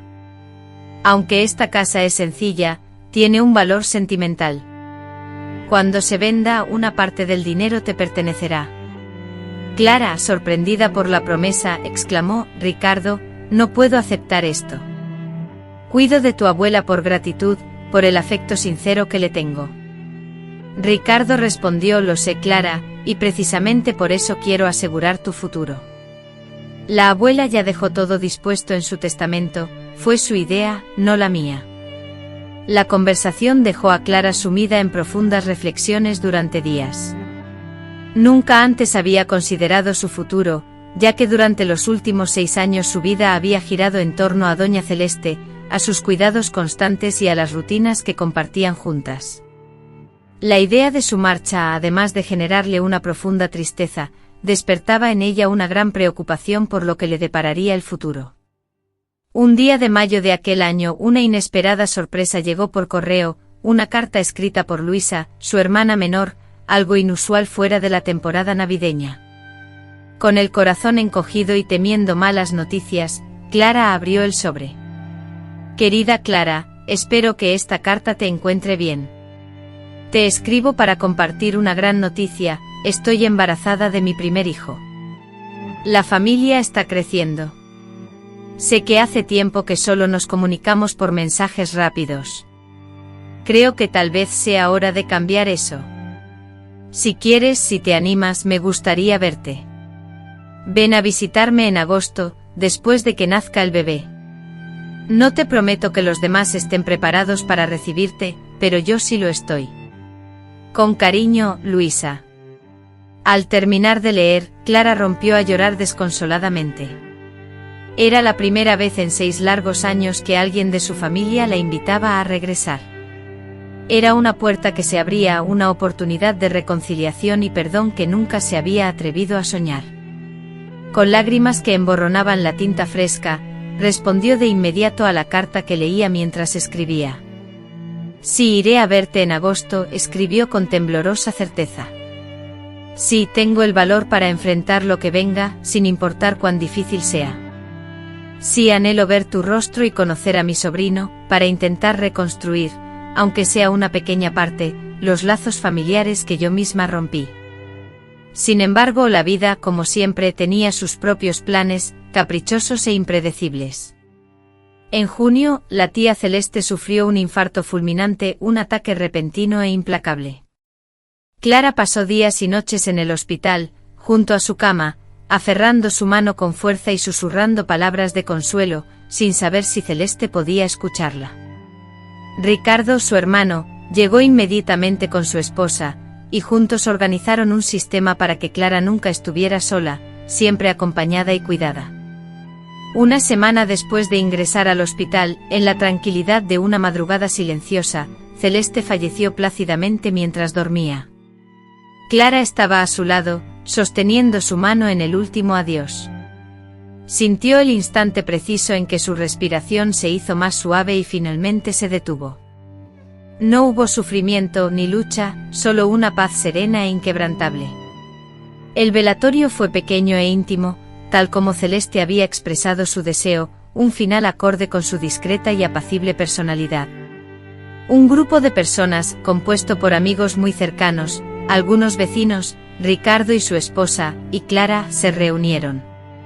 Entre ellos yo, Elena Flores, no pude evitar las lágrimas, no solo por la muerte de mi benefactora, sino también por la mujer que con su bondad, había sido la primera en mostrarme el camino de la redención. En las semanas siguientes, Ricardo, cumpliendo su palabra, se ocupó de todos los asuntos legales relacionados con el fallecimiento. Luego, tal como estaba estipulado, la casa se vendió. Para mi asombro, en el testamento de doña Benedita, ella me había dejado una cantidad considerable de dinero a mí, Elena Flores, a quien había dicho que le iluminé sus últimos años y a la que cuidé con el cariño de una hija. De repente y por primera vez en mucho tiempo, me vi con recursos económicos y con nuevas perspectivas, podría alquilar un taller más amplio, adquirir telas de mejor calidad, y, quién sabe, incluso contratar a una ayudante. Sin embargo, antes de todo eso, debía cumplir una promesa importante, realizar una visita especial. Así que en octubre de 2003, exactamente 5 años después del día en que mi vida cambió radicalmente, abordé un autobús con destino a Porto Alegre. No era la misma muchacha llena de ambición que se había ido, ni la mujer destrozada que huyó avergonzada, sino alguien transformada por un largo proceso de introspección y renovación. El viaje parecía no tener fin. Cada kilómetro me acercaba a Gramado y mi corazón latía con fuerza en cada curva de la carretera. ¿Qué me aguardaba allí? ¿Cómo me recibirían? ¿Me perdonaría Sofía? Tendría que enfrentarme al juicio de los antiguos vecinos que aún recordaban mi abrupta marcha. Cuando el autobús finalmente se detuvo en la pequeña estación de Gramado, me sentía exhausta, tanto física como emocionalmente. Descendí con mi maleta, que contenía ropa y algunos regalos que había comprado para Sofía, su esposo y sus hijos. Entonces la vi a mi hermana menor con una niña de unos 3 años aferrada a su pierna. Nuestras miradas se cruzaron en medio del ajetreo de la estación. Ella me dedicó una sonrisa tímida, insegura pero auténtica. En ese preciso instante, a pesar de la incertidumbre y la dificultad que anticipaba en el futuro, sentí que la esperanza renacía. Me dirigí hacia ella con lentitud, cada paso pareciéndome una eternidad. Al estar frente a frente, un silencio tenso se apoderó del aire, como si ambas estuviéramos buscando las palabras adecuadas. Sofía, murmuré, mi voz apenas audible. Elena, respondió ella, mientras acomodaba a la niña en sus brazos y extendía una mano hacia mí, no para un abrazo, sino como un gesto de bienvenida, una invitación a una nueva conexión. La pequeña me observaba con curiosidad. Mamá, ¿quién es ella? Es tu tía Elena, cariño, que vive en Curitiba. Tía Elena. Esas simples palabras me llenaron de alegría. Era tía. Tenía una sobrina, una parte de mi familia que había crecido sin mí. Sofía me condujo a su hogar, una casa modesta pero acogedora ubicada en un tranquilo vecindario. Su esposo Lucas estaba trabajando, pero había sido informado de mi visita. En el transcurso del viaje la conversación se centró en temas ligeros, el clima, el trayecto en sí, y los desafíos de criar a una niña pequeña. Ya en casa, después de haber arropado a la niña y puesto en orden su habitación, llegó el momento de la conversación crucial. Sentadas a la mesa de la cocina, con el aroma del café recién hecho llenando el ambiente y las tazas humeantes entre nosotras, Sofía me dirigió una mirada intensa. ¿Por qué estás aquí, Elena?, preguntó sin agresividad, solo con la franqueza que siempre la había caracterizado, a pesar de ser la menor, la más directa de la familia. Porque me invitaste, respondí con sencillez, y porque necesito enfrentarme al pasado, intentar reparar, aunque solo sea un poco, el daño que causé. Sofía asintió lentamente, reflexionando. Sabes que esto no va a ser fácil, ¿verdad? La abuela Olga, los vecinos, aún guardan un profundo rencor. El abuelo Pedro se fue sin superar la decepción, y la ciudad, la gente aquí tiene muy buena memoria. Lo sé, respondí, no espero que todo se solucione de inmediato. En realidad, no pretendo que esto se solucione por completo. Solo aspiraba, quizás con cierta ingenuidad, a mostrar que había cambiado, que había aprendido de mis errores y que me esforzaba por convertirme en una mejor persona. Elena, con un gesto inesperado, extendió la mano sobre la mesa y tomó la mía, un gesto de afecto genuino que no habíamos compartido desde nuestro reencuentro. Me alegro tanto de que hayas venido, Aurora, me dijo, no sé cómo reaccionarán los demás, pero necesitaba verte, saber cómo estás y presentarte a mis hijos. Esa noche, acostada en la modesta habitación de invitados en la casa de Elena, reflexioné sobre la ironía de los giros de la vida. 6 años atrás, había huido de esa ciudad, sumida en la desgracia, cargando con el peso de la vergüenza, y Rafael, mi sobrino mayor, sintió un afecto inmediato por su tía Aurora, quien vivía en Río de Janeiro, especialmente después de que abrí la maleta llena de regalos que le había traído. La pequeña Luisa, la hija de Elena, se convirtió en mi alegría diaria. Sostener en mis brazos a esa niña inocente, completamente ajena a mi pasado, era como un bálsamo para mi alma. Al 4.º día de mi visita, Elena sugirió que fuéramos a visitar la tumba de nuestros abuelos, dirigiéndose a mí, Aurora, con un tono reflexivo, aludiendo a que yo no había tenido la oportunidad de despedirme de mi abuelo y que la despedida de mi abuela había sido un momento terrible, el más doloroso de mi vida, según mis palabras. Juntas caminamos hasta el pequeño cementerio ubicado en las afueras de la ciudad, un lugar sencillo con tumbas modestas adornadas con flores silvestres. Elena me condujo hasta un rincón bajo un árbol frondoso, donde, una al lado de la otra, se encontraban las lápidas de nuestros abuelos. Me arrodillé ante ellas, permitiendo que las lágrimas corrieran libremente por mi rostro, y murmuré: perdónenme, perdónenme por todo. Elena posó su mano sobre mi hombro en un gesto de consuelo. Un acto mudo de apoyo se manifestó entre nosotras.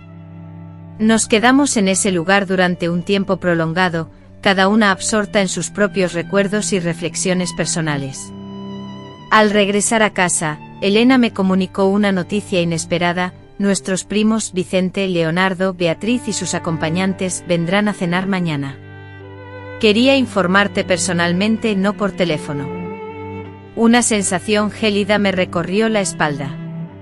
Estaba preparada para enfrentarme a esa situación, para encarar a Vicente, quien me había forzado a abandonar la ciudad, para leer en la mirada de mis primos el juicio, la reprobación. ¿Saben que estaré presente?, pregunté con la voz temblorosa. Sí, lo saben. No te mentiré, Aurora. No están precisamente alegres, pero han accedido a venir, y eso ya es un avance. El día siguiente transcurrió bajo una atmósfera de constante temor. Colaboré con Elena en los preparativos de la cena, elaborando algunas de las recetas predilectas de la familia, tal y como me había enseñado nuestra abuela. Era una manifestación de respeto, una búsqueda de vínculos con el pasado, posiblemente incluso un esfuerzo instintivo por agradar, por ser readmitida. A las 7 de la tarde, cuando el timbre resonó, sentí que mi corazón se detenía.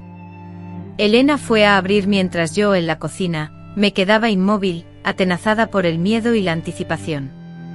Distinguí voces en el pasillo, saludos, el llanto del bebé, risas tensas y luego silencio absoluto. Comprendí que el instante decisivo había llegado. Tomé una bocanada de aire, me acomodé el modesto vestido que había seleccionado con esmero y me adentré en el salón.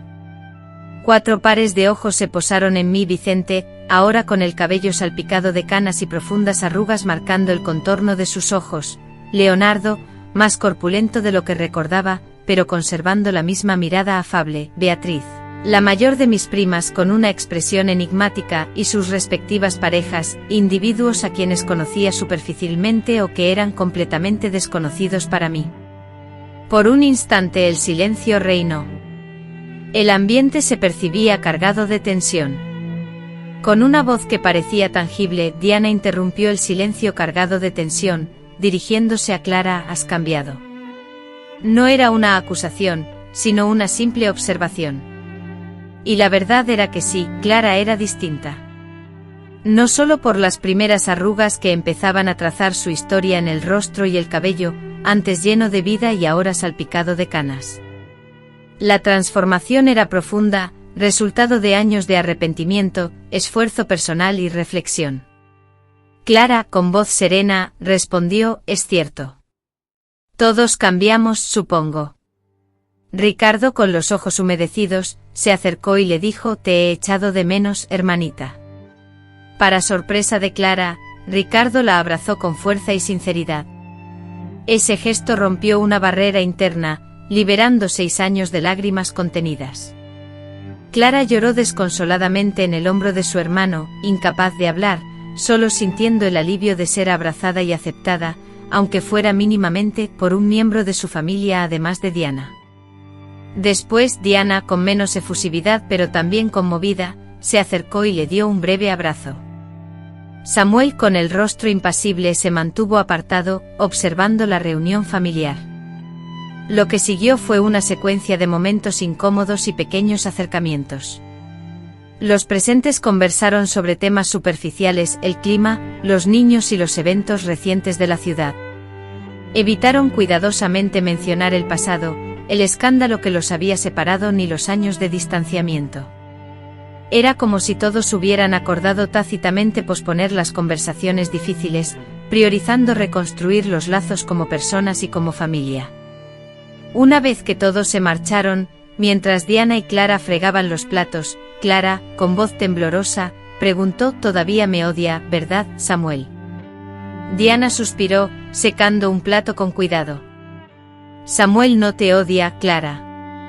Simplemente no sabe cómo manejar lo que sucedió. Él fue quien más sufrió. Sabes cómo es el hermano mayor, siempre sintiendo la responsabilidad de proteger a la familia». Al enterarse de la verdad, Clara se sintió abrumada por la culpa, reprochándose no haber comprendido la situación antes, ni haber podido intervenir para evitarlo. La revelación la impactó profundamente como una descarga eléctrica. Jamás había imaginado el impacto de sus acciones en su hermano mayor, ni cómo él pudo haberse sentido responsable por algo que solo a ella incumbía. «Necesitará tiempo», afirmó Diana, «más que todos los demás, pero el hecho de que haya venido hoy es un avance, ¿no crees?». Diana tenía razón. Era un principio, por insignificante que pareciera, un primer paso en el largo camino hacia la reconciliación. Los días se convirtieron en semanas, y la visita de unos días de Clara se extendió por un mes. Gradualmente se reincorporó a la dinámica familiar, conociendo mejor a sus sobrinos y acercándose a sus hermanos. Diana comenzó a visitarla a menudo para tomar café, y Ricardo la invitó a su taller mecánico, presentándola con orgullo a sus empleados como su hermana, que había venido de Curitiba. Aunque Samuel continuaba distante, su anterior hostilidad se había atenuado. Fue en ese periodo de tiempo, durante su larga estadía, que Clara tomó una decisión que modificaría nuevamente el curso de su vida. Se dio cuenta de que deseaba, que necesitaba, estar más cerca de su familia. Los lazos familiares que estaban recomponiendo gradualmente eran demasiado importantes como para mantenerlos solo a través de cartas y visitas poco frecuentes. «Estoy pensando en mudarme aquí», le confió a Diana, una tarde apacible. «No necesariamente a Vila Serena, sé que sería muy complicado con todos los recuerdos y las personas que aún me recuerdan. Pero tal vez a Campos Altos, que está lo suficientemente cerca como para ir a visitarlos a menudo, y es lo suficientemente grande como para empezar de nuevo». Diana, aunque sorprendida, demostró alegría ante la propuesta. «Sería maravilloso tenerte cerca, Clara. A Felipe y a Luisa les encantaría tener a su tía más presente». «¿Y qué harías allí? Tengo algo de dinero ahorrado», respondió Clara. «Visualicé la posibilidad de abrir un pequeño restaurante, un bistró, y no solo eso.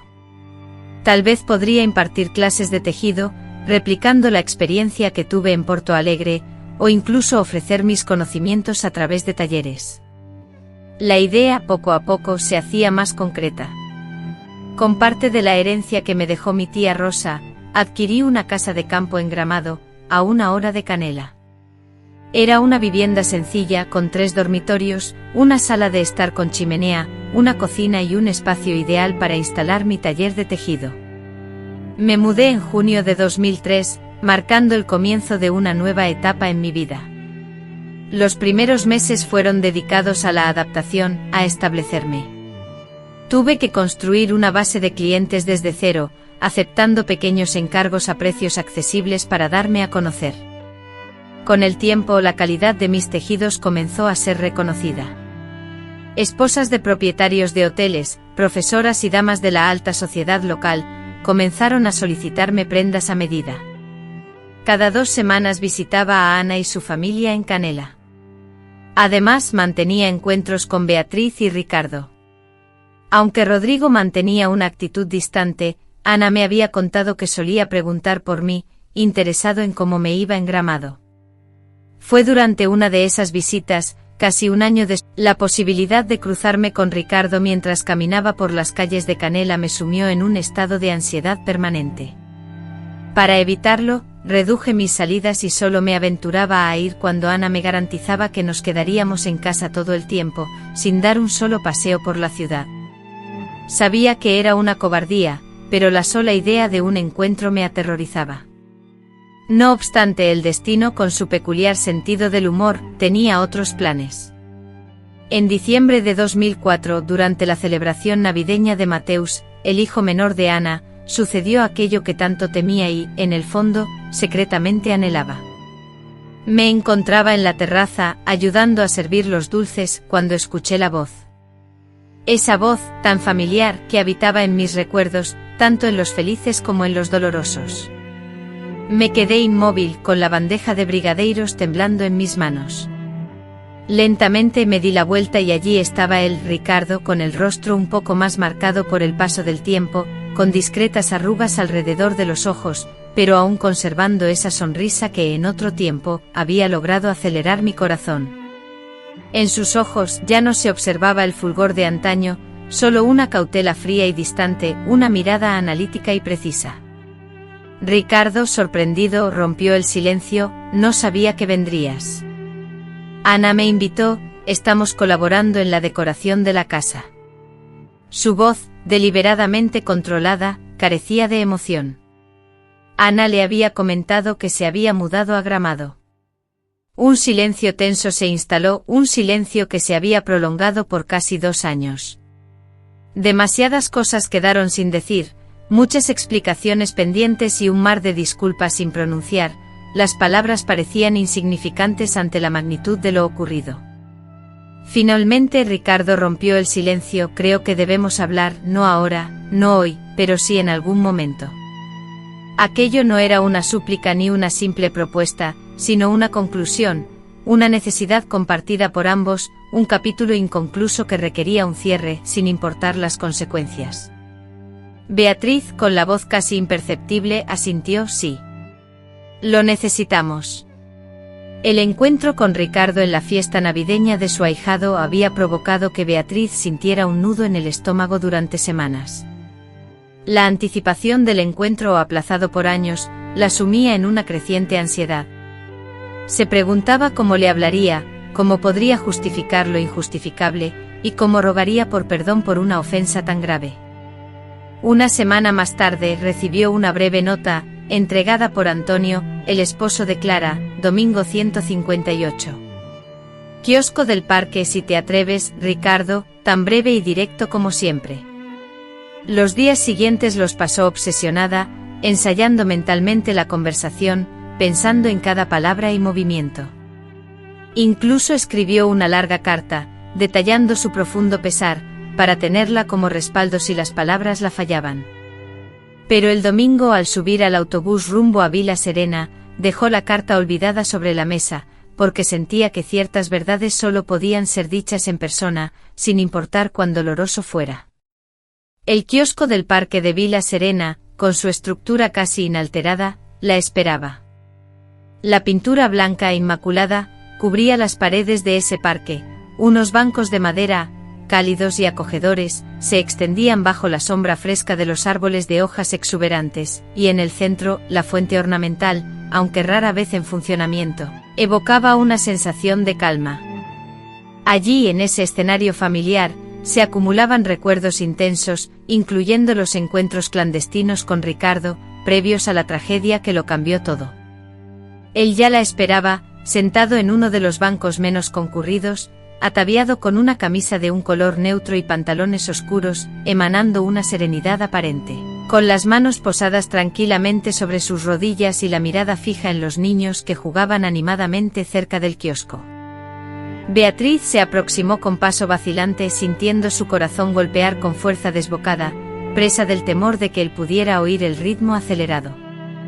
Al percatarse de su llegada, Ricardo se puso de pie. No había rastros de resentimiento en sus ojos, solo una seriedad contenida. «Gracias por venir», dijo imitándola a sentarse en el banco con un gesto cortés. Se acomodaron uno junto al otro manteniendo una distancia prudencial. Un breve instante de silencio denso se extendió entre ellos, roto solo por los sonidos ambientales, el bullicio de los niños jugando a lo lejos, el melodioso canto de los pájaros ocultos en los árboles y el suave susurro del viento que acariciaba las hojas. «Nunca imaginé que volveríamos a hablar», interrumpió Ricardo finalmente la quietud. Su voz, más grave y profunda de lo que Beatriz recordaba, revelaba las cicatrices del tiempo transcurrido desde aquel fatídico suceso. «Después de lo que ocurrió juré que jamás volvería a contemplar tu rostro», continuó, mirando fijamente a Beatriz. Ella con los ojos bajos asintió, aceptando aquellas palabras duras pero honestas. «Lo comprendo y no te culparía si aún sintieras lo mismo», respondió ella, con la voz suave. «Durante mucho tiempo fue así. Sentía rabia, dolor, humillación, y dejé que esos sentimientos me consumieran durante años. Por eso me marché de Vila Serena, no podía soportar las miradas de lástima, los comentarios maliciosos, los constantes recuerdos dolorosos. Siento mucho, Ricardo, más de lo que las palabras pueden transmitir. Lo que te hice a ti y a Gustavo fue imperdonable. No existe excusa ni justificación posible», concluyó Beatriz, con la voz quebrada por la emoción y las lágrimas. Por primera vez, él dirigió su mirada directamente a ella, sus ojos oscuros, casi negros, examinando meticulosamente su rostro, como si esperara encontrar una respuesta en sus rasgos. «Porque, Beatriz, es la única cosa que jamás he logrado comprender. ¿Por qué esa necesidad de mentir, de engañar, de construir toda esa falsedad?» La pregunta resonaba, la misma que Beatriz se había formulado incontables veces a lo largo de los años. ¿Por qué había arriesgado todo, destruido vidas, provocado tanto dolor? La respuesta, siempre esquiva, nunca había sido sencilla, nunca clara, ni siquiera para ella misma. Al principio fue por cobardía. No tuve el coraje de confesarte que estaba casada cuando nos encontramos de nuevo. Después, no lo sé, es difícil de explicar. Era como si viviera dos vidas completamente distintas, como si fuera dos personas diferentes. Con Gustavo en Curitiba era una, contigo aquí, era otra muy distinta. De alguna manera, logré compartimentar, separar, mintiéndome a mí misma tanto como os mentía a vosotros.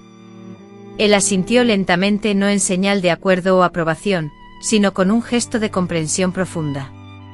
«Y después de que todo salió a la luz, ¿qué ocurrió contigo, Beatriz?» En ese momento, relató su angustiosa y apresurada huida, detallando la pérdida total, su empleo, su hogar, su autoestima. Describió a doña Celeste, la amable mujer que le brindó refugio cuando se encontraba sin un techo. Explicó la ausencia de recursos o directrices para recomponer su vida, para reiniciar su pequeño taller de cerámica y el lento proceso de reintegración familiar. Mariana la escuchó con atención, sin interrumpirla. Al concluir el relato, permaneció en silencio como si estuviera asimilando cada palabra. Luego preguntó, ¿y supiste algo de Ricardo? Beatriz negó con la cabeza. Nunca más tuvo noticias de él. Le faltó el coraje para buscarlo. Años después le envió una carta pidiendo perdón, pero desconocía si la había recibido. La única respuesta fue una escueta nota donde le aseguraba que el pasado era pasado y que él había continuado con su vida. Mariana esbozó una leve sonrisa, carente de felicidad. Beatriz hizo lo mismo. Luego siguió adelante. Se mudó a Curitiba, trabajó como paisajista en una florería, se casó y tuvo una hija. La noticia me golpeó con la fuerza de una ola inesperada, aunque en el fondo sabía que esto era inevitable. Era claro que Mariana había reconstruido su vida, hallado un nuevo amor y formado una familia estable. Ella era una persona de buen corazón, alguien que merecía ser feliz. Con sinceridad, me alegro por ti, Mariana, de verdad. El matrimonio, sin embargo, no prosperó, y ella prosiguió tras una breve pausa: después de 5 años, nos divorciamos. Él me acusaba de nunca haberme entregado por completo, de mantener siempre una parte de mí oculta, inaccesible. Creo que tenía razón. La culpa me invadió como una descarga eléctrica. Con una sutil contracción de hombros, Mariana reveló el cúmulo de emociones que la invadían: el agotamiento que le provocaba la vida en la metrópoli, la añoranza por su tierra natal, el anhelo de reiniciar su vida en un entorno familiar, a pesar de los dolorosos recuerdos que allí residían. ¿Y tú, Elena, qué te trajo de vuelta a Minas?, preguntó, esperando una respuesta similar. Supongo que por las mismas razones, sobre todo por la familia. Sentí que había desperdiciado demasiado tiempo, demasiados momentos preciosos.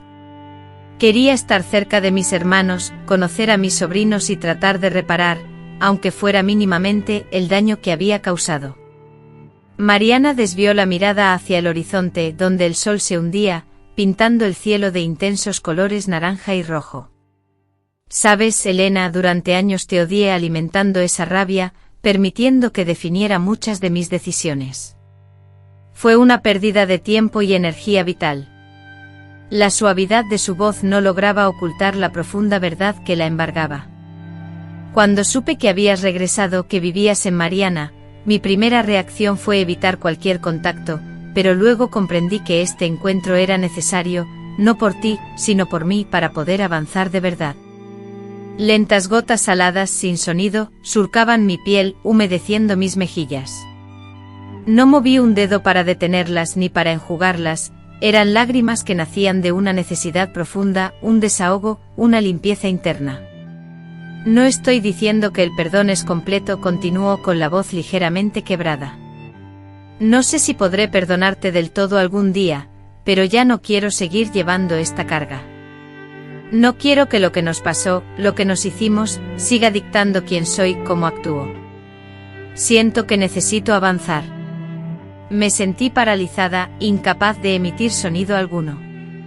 Comprendía cada palabra, cada matiz de su sentir. Era exactamente lo que yo anhelaba, esa liberación, no tanto del dolor o de la responsabilidad, sino de la pesada losa de la culpa que me impedía mirar al futuro con esperanza. Gracias por esta conversación, Elena. Se irguió acomodándose la blusa, y añadió: no sé si nos volveremos a encontrar. Ouro Preto es pequeño, así que es probable. Si sucede, podremos saludarnos con cordialidad, como dos viejas conocidas. Nada más. Sentí que era más de lo que merecía, más de lo que jamás me habría atrevido a soñar. Gracias, Mariana, por esta oportunidad, le respondí. Con la voz temblorosa intenté articular una respuesta adecuada, luchando por encontrar las palabras perfectas, sabiendo que tal vez ninguna sería suficiente. Espero que encuentres la paz y la felicidad que tanto mereces, pronuncié con sinceridad. Él, con un leve movimiento de cabeza que apenas noté, asintió y luego, con pasos lentos y pausados, se alejó del parque, perdiéndose gradualmente entre los árboles. Permanecí inmóvil en el banco observando cómo el sol, en un despliegue de colores anaranjados y rojizos, descendía lentamente por el horizonte, y como las primeras estrellas, tímidas y brillantes, comenzaban a aparecer en el cielo oscuro. Me sentía exhausta, como si la energía me hubiera abandonado por completo, pero al mismo tiempo, experimentaba una extraña sensación de ligereza, como si un peso inmenso que había cargado durante años, un nudo doloroso en mi interior, comenzara a disolverse gradualmente. Esa conversación con Ricardo representó un punto crucial, un antes y un después en mi vida. Aunque no fue un perdón total, él mismo lo dejó claro, fue un paso significativo, un avance importante en mi búsqueda de reconciliación, no solo con él, sino sobre todo conmigo misma. En los meses y años subsiguientes, continué reconstruyendo mi vida en Belo Horizonte, y mi pequeña cafetería, con mucho esfuerzo y dedicación, logró prosperar, aunque de manera modesta. Comencé a dar clases particulares a un grupo de jóvenes entusiastas que deseaban dominar el arte de la usura, y para mi sorpresa, sentí una gran satisfacción al compartir los conocimientos que había acumulado. Mis viajes a Ouro Preto se volvieron más habituales y apacibles. Ya no sentía la necesidad de evitar la ciudad por temor a revivir los fantasmas de mi pasado. De vez en cuando me topaba con Ricardo por las calles y, tal como me había asegurado, nos saludábamos cortésmente. En ocasiones incluso intercambiábamos algunas frases sobre el clima o los acontecimientos recientes en la ciudad. La relación con mis hermanos continuó desarrollándose de manera lenta pero constante. Fernanda y Gustavo volvieron a tratarme con el afecto de antaño, integrándome en las festividades familiares y presentándome con orgullo a sus amistades. Eduardo, aunque seguía siendo más distante, también comenzó a mostrarse más abierto con el tiempo. El punto culminante de esta paulatina reconciliación ocurrió en la Navidad de 2027, 5 años después de mi regreso a Minas Gerais. Por primera vez, todos los hermanos Sales, incluyendo a sus cónyuges e hijos, se reunirían en la casa de Eduardo para una cena familiar. A pesar de mis dudas, Fernanda, su esposa, insistió en que yo asistiera. Fue el mismo Eduardo quien propuso que me invitaran, Carolina, y me aseguró que era un paso importante que no debía desaprovechar. Con el corazón latiéndome con fuerza, y llevando una caíz casera y pequeños obsequios para cada uno, llegué a la casa de Eduardo. La mesa, elegantemente dispuesta para 15 personas, estaba lista para la celebración.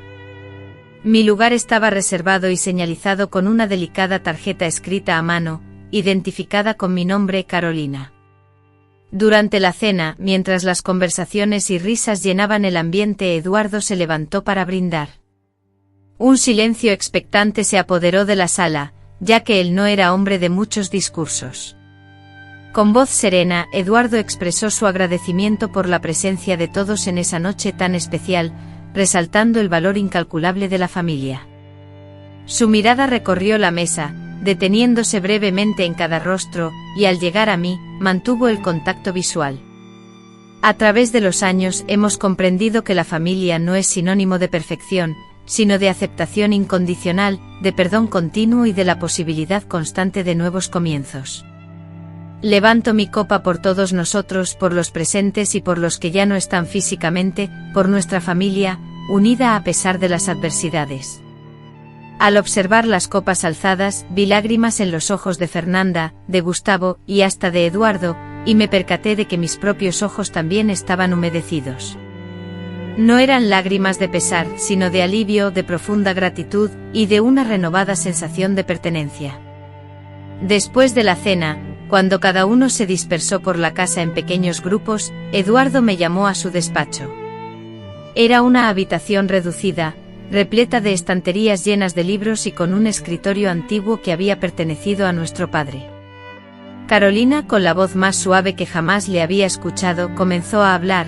Me tomó mucho tiempo entender que mi enojo no estaba dirigido solamente a ti, sino también a mí mismo. Como hermano mayor, sentí que no había cumplido con mi deber de proteger a mi familia, de percatarme de lo que estaba ocurriendo. Eduardo, la culpa es enteramente mía. Tú no tenías por qué haberte enterado. Nadie lo sabía, y él negó con la cabeza. Tal vez, pero he cargado con ese peso por mucho tiempo. La carga que he llevado durante décadas era tan pesada como la tuya. Creo que ha llegado el momento de dejar atrás este sufrimiento. ¿Estás de acuerdo? Esa noche de regreso a Curitiba, bajo un cielo oscurecido por la ausencia de estrellas, sentí una serenidad que no experimentaba desde hacía mucho. No era la desaparición de la culpa o el remordimiento, esas sombras siempre serían parte de mí, recordatorios constantes de las consecuencias de nuestros actos. Sin embargo, era el inicio de algo nuevo, algo que nunca esperé encontrar, la aceptación, el alivio, la oportunidad de fortalecer los lazos familiares. Con el paso de los años envejecí, vi crecer a mis nietos, formar sus propias familias y darme bisnietos. Para una nueva generación que conocía poco o nada de mi vida anterior, yo era simplemente la abuela Aurora. Después de mi separación, decidí conscientemente no volver a casarme ni buscar relaciones sentimentales profundas. Esta decisión no fue un castigo autoimpuesto, sino una elección que me permitió explorar otras formas de amar y conectar con las personas. Encontré la felicidad en mi familia, en mis amigos y en los jóvenes que venían a aprender cerámica en mi taller. En el año 2003, recibí una noticia inesperada: Ricardo había muerto. La información me llegó por un comunicado online del Hospital de Porto Alegre, donde había residido durante muchos años, y me la mostró un amigo. El comunicado informaba que Ricardo Suárez, como un último y silencioso tributo, le dije adiós. A lo largo de los años en Gramado, los encuentros con Otavio continuaron, aunque de manera intermitente. Al principio nos limitábamos a saludos formales, que gradualmente evolucionaron en breves charlas y finalmente en interacciones más amigables. Nunca volvimos a hablar de lo sucedido, pues no hacía falta. Todo lo que necesitábamos decirnos, lo habíamos dicho aquella tarde en la cafetería. En 2010, al cumplir 70 años, decidí cerrar mi estudio en Curitiba y establecer mi residencia permanente en Gramado. La vida dividida entre ambas ciudades y los constantes viajes me había agotado. Anhelaba estar más cerca de mi familia, en especial de mis bisnietos que estaban naciendo. Compré una casa pequeña y acogedora en las afueras de Gramado, a poca distancia de la casa de Elena. Continué trabajando con la cerámica, pero ahora solo por el gusto de crear, y para regalar mis creaciones a mis familiares y amigos cercanos. Durante muchos años me enfoqué en el trabajo voluntario en el centro comunitario de mi vecindario. Encontré un significado profundo al brindar apoyo a las personas mayores que se encontraban en situaciones de vulnerabilidad. Ahora, con 90 años a cuestas, reflexiono sobre mi vida y observo un pasado lleno de decisiones equivocadas y el dolor que causé. Sin embargo, también veo las valiosas lecciones que aprendí, la lenta pero constante reconstrucción personal que emprendí, y la posibilidad de redimirme. No he intentado olvidar mi pasado, pues forma parte integral de mi ser, de las experiencias que me han moldeado. Pero tampoco he permitido que ese pasado me defina por completo, que me encierre en una identidad fija e inamovible. Lo que he aprendido a lo largo de este largo camino es que la verdadera liberación, tanto la que otorgamos a otros como la que recibimos, no es un evento aislado e inmediato, sino un proceso constante. Es la elección diaria de despertar y optar por la compasión en vez de la amargura, por la aceptación en lugar del juicio, y por el afecto en lugar del rencor. Y quizás lo más complicado de todo, es la capacidad de ofrecernos alivio a nosotros mismos. Comprendo que todos cometemos errores y que estos no nos definen por completo, aceptando nuestras imperfecciones sin usarlas como justificación para estancarnos. Reconozco que incluso tras las experiencias más dolorosas, es posible recuperarse, aprender y seguir adelante. Esta ha sido mi experiencia personal, amigos míos, un camino lleno de decisiones erróneas y consecuencias negativas, pero también de oportunidades para reinventarme, reconstruirme y encontrar la paz interior. Si mi relato, esta confesión, sirve para evitar que alguien repita mis errores o para inspirar a otros a levantarse tras una caída, entonces cada momento compartido habrá valido la pena. Agradezco profundamente a cada uno de ustedes por dedicar su tiempo a estos 5 relatos, por escuchar sin juzgar, reconociendo que todos poseemos la capacidad de actuar bien y mal. Si esta serie de relatos les ha conmovido, les invito a demostrar su apoyo compartiendo este mensaje de esperanza con quienes lo necesiten y a expresar sus sentimientos en los comentarios. Hasta que nos volvamos a encontrar, si Dios lo permite. M.